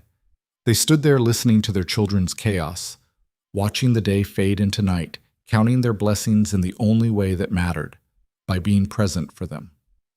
The years that followed weren't easy. There were more droughts, more harsh winters, more times when they wondered if they'd make it through. But they always did. They adapted, learned, grew stronger. Micah eventually claimed his own piece of land adjacent to theirs, building his own cabin with Caleb's help. He married a girl from town, started his own family, became the kind of man who helped his neighbors and asked nothing in return. Lena grew into a fierce, competent young woman who knew her own mind. She apprenticed with Sarah Blackwood, learning midwifery and medicine, becoming the person people called when crisis struck. Martha and Peter grew up knowing nothing but the security of love and land that couldn't be taken. They had their own struggles, their own challenges, but they faced them from a foundation their parents had bled to build. And Caleb and Ilara grew old together on the land they'd claimed from wilderness. Their hands became gnarled with arthritis, their backs bent from decades of hard labor, their faces lined with the evidence of lives fully lived. On their 20th anniversary, the real one, counting from when Ilara first stepped off that wagon, they sat on the same porch where they'd spent so many evenings. You ever regret it? Caleb asked. Answering my letter, coming out here to marry a desperate stranger? Ilara looked at the life they'd built. The expanded cabin, the thriving farm, the grandchildren playing in the yard, the community they'd helped create. She looked at the man beside her, still stubborn, still solid, still hers. Not once, she said. Not even on the hardest days. You? Nope. Best decision I ever made was writing that letter. Second best was letting you choose to stay. I don't remember you giving me much choice. Didn't I? Could have sold you out to Daniel, could have let the fear win, but I chose you instead. Chose us. And it was enough. More than enough. It was everything. They sat there as the sun set over the valley they'd helped tame, over the legacy they'd built from nothing but determination and love. Their story hadn't been easy or perfect. They'd lost as much as they'd gained, survived more than they should have, made mistakes they couldn't undo. But they'd also found something rare and precious, a partnership forged in fire, a family built from broken pieces, a home that belonged to them absolutely because they'd earned every inch of it. Some people inherited their lives, Ilara thought, took what was given and made the best of it. But she and Caleb had built theirs from scratch, choosing each other again and again through every crisis, every hardship, every moment when giving up would have been easier. That choice, renewed daily, tested constantly, never regretted, was the real legacy they'd leave their children. Not the land or the money or the material things they'd accumulated. The knowledge that love was a verb, not a feeling. That family was what you built, not just what you were born into. That home was wherever you chose to stand and fight for what mattered. And in the end, on that wide frontier under endless sky, they hadn't just survived.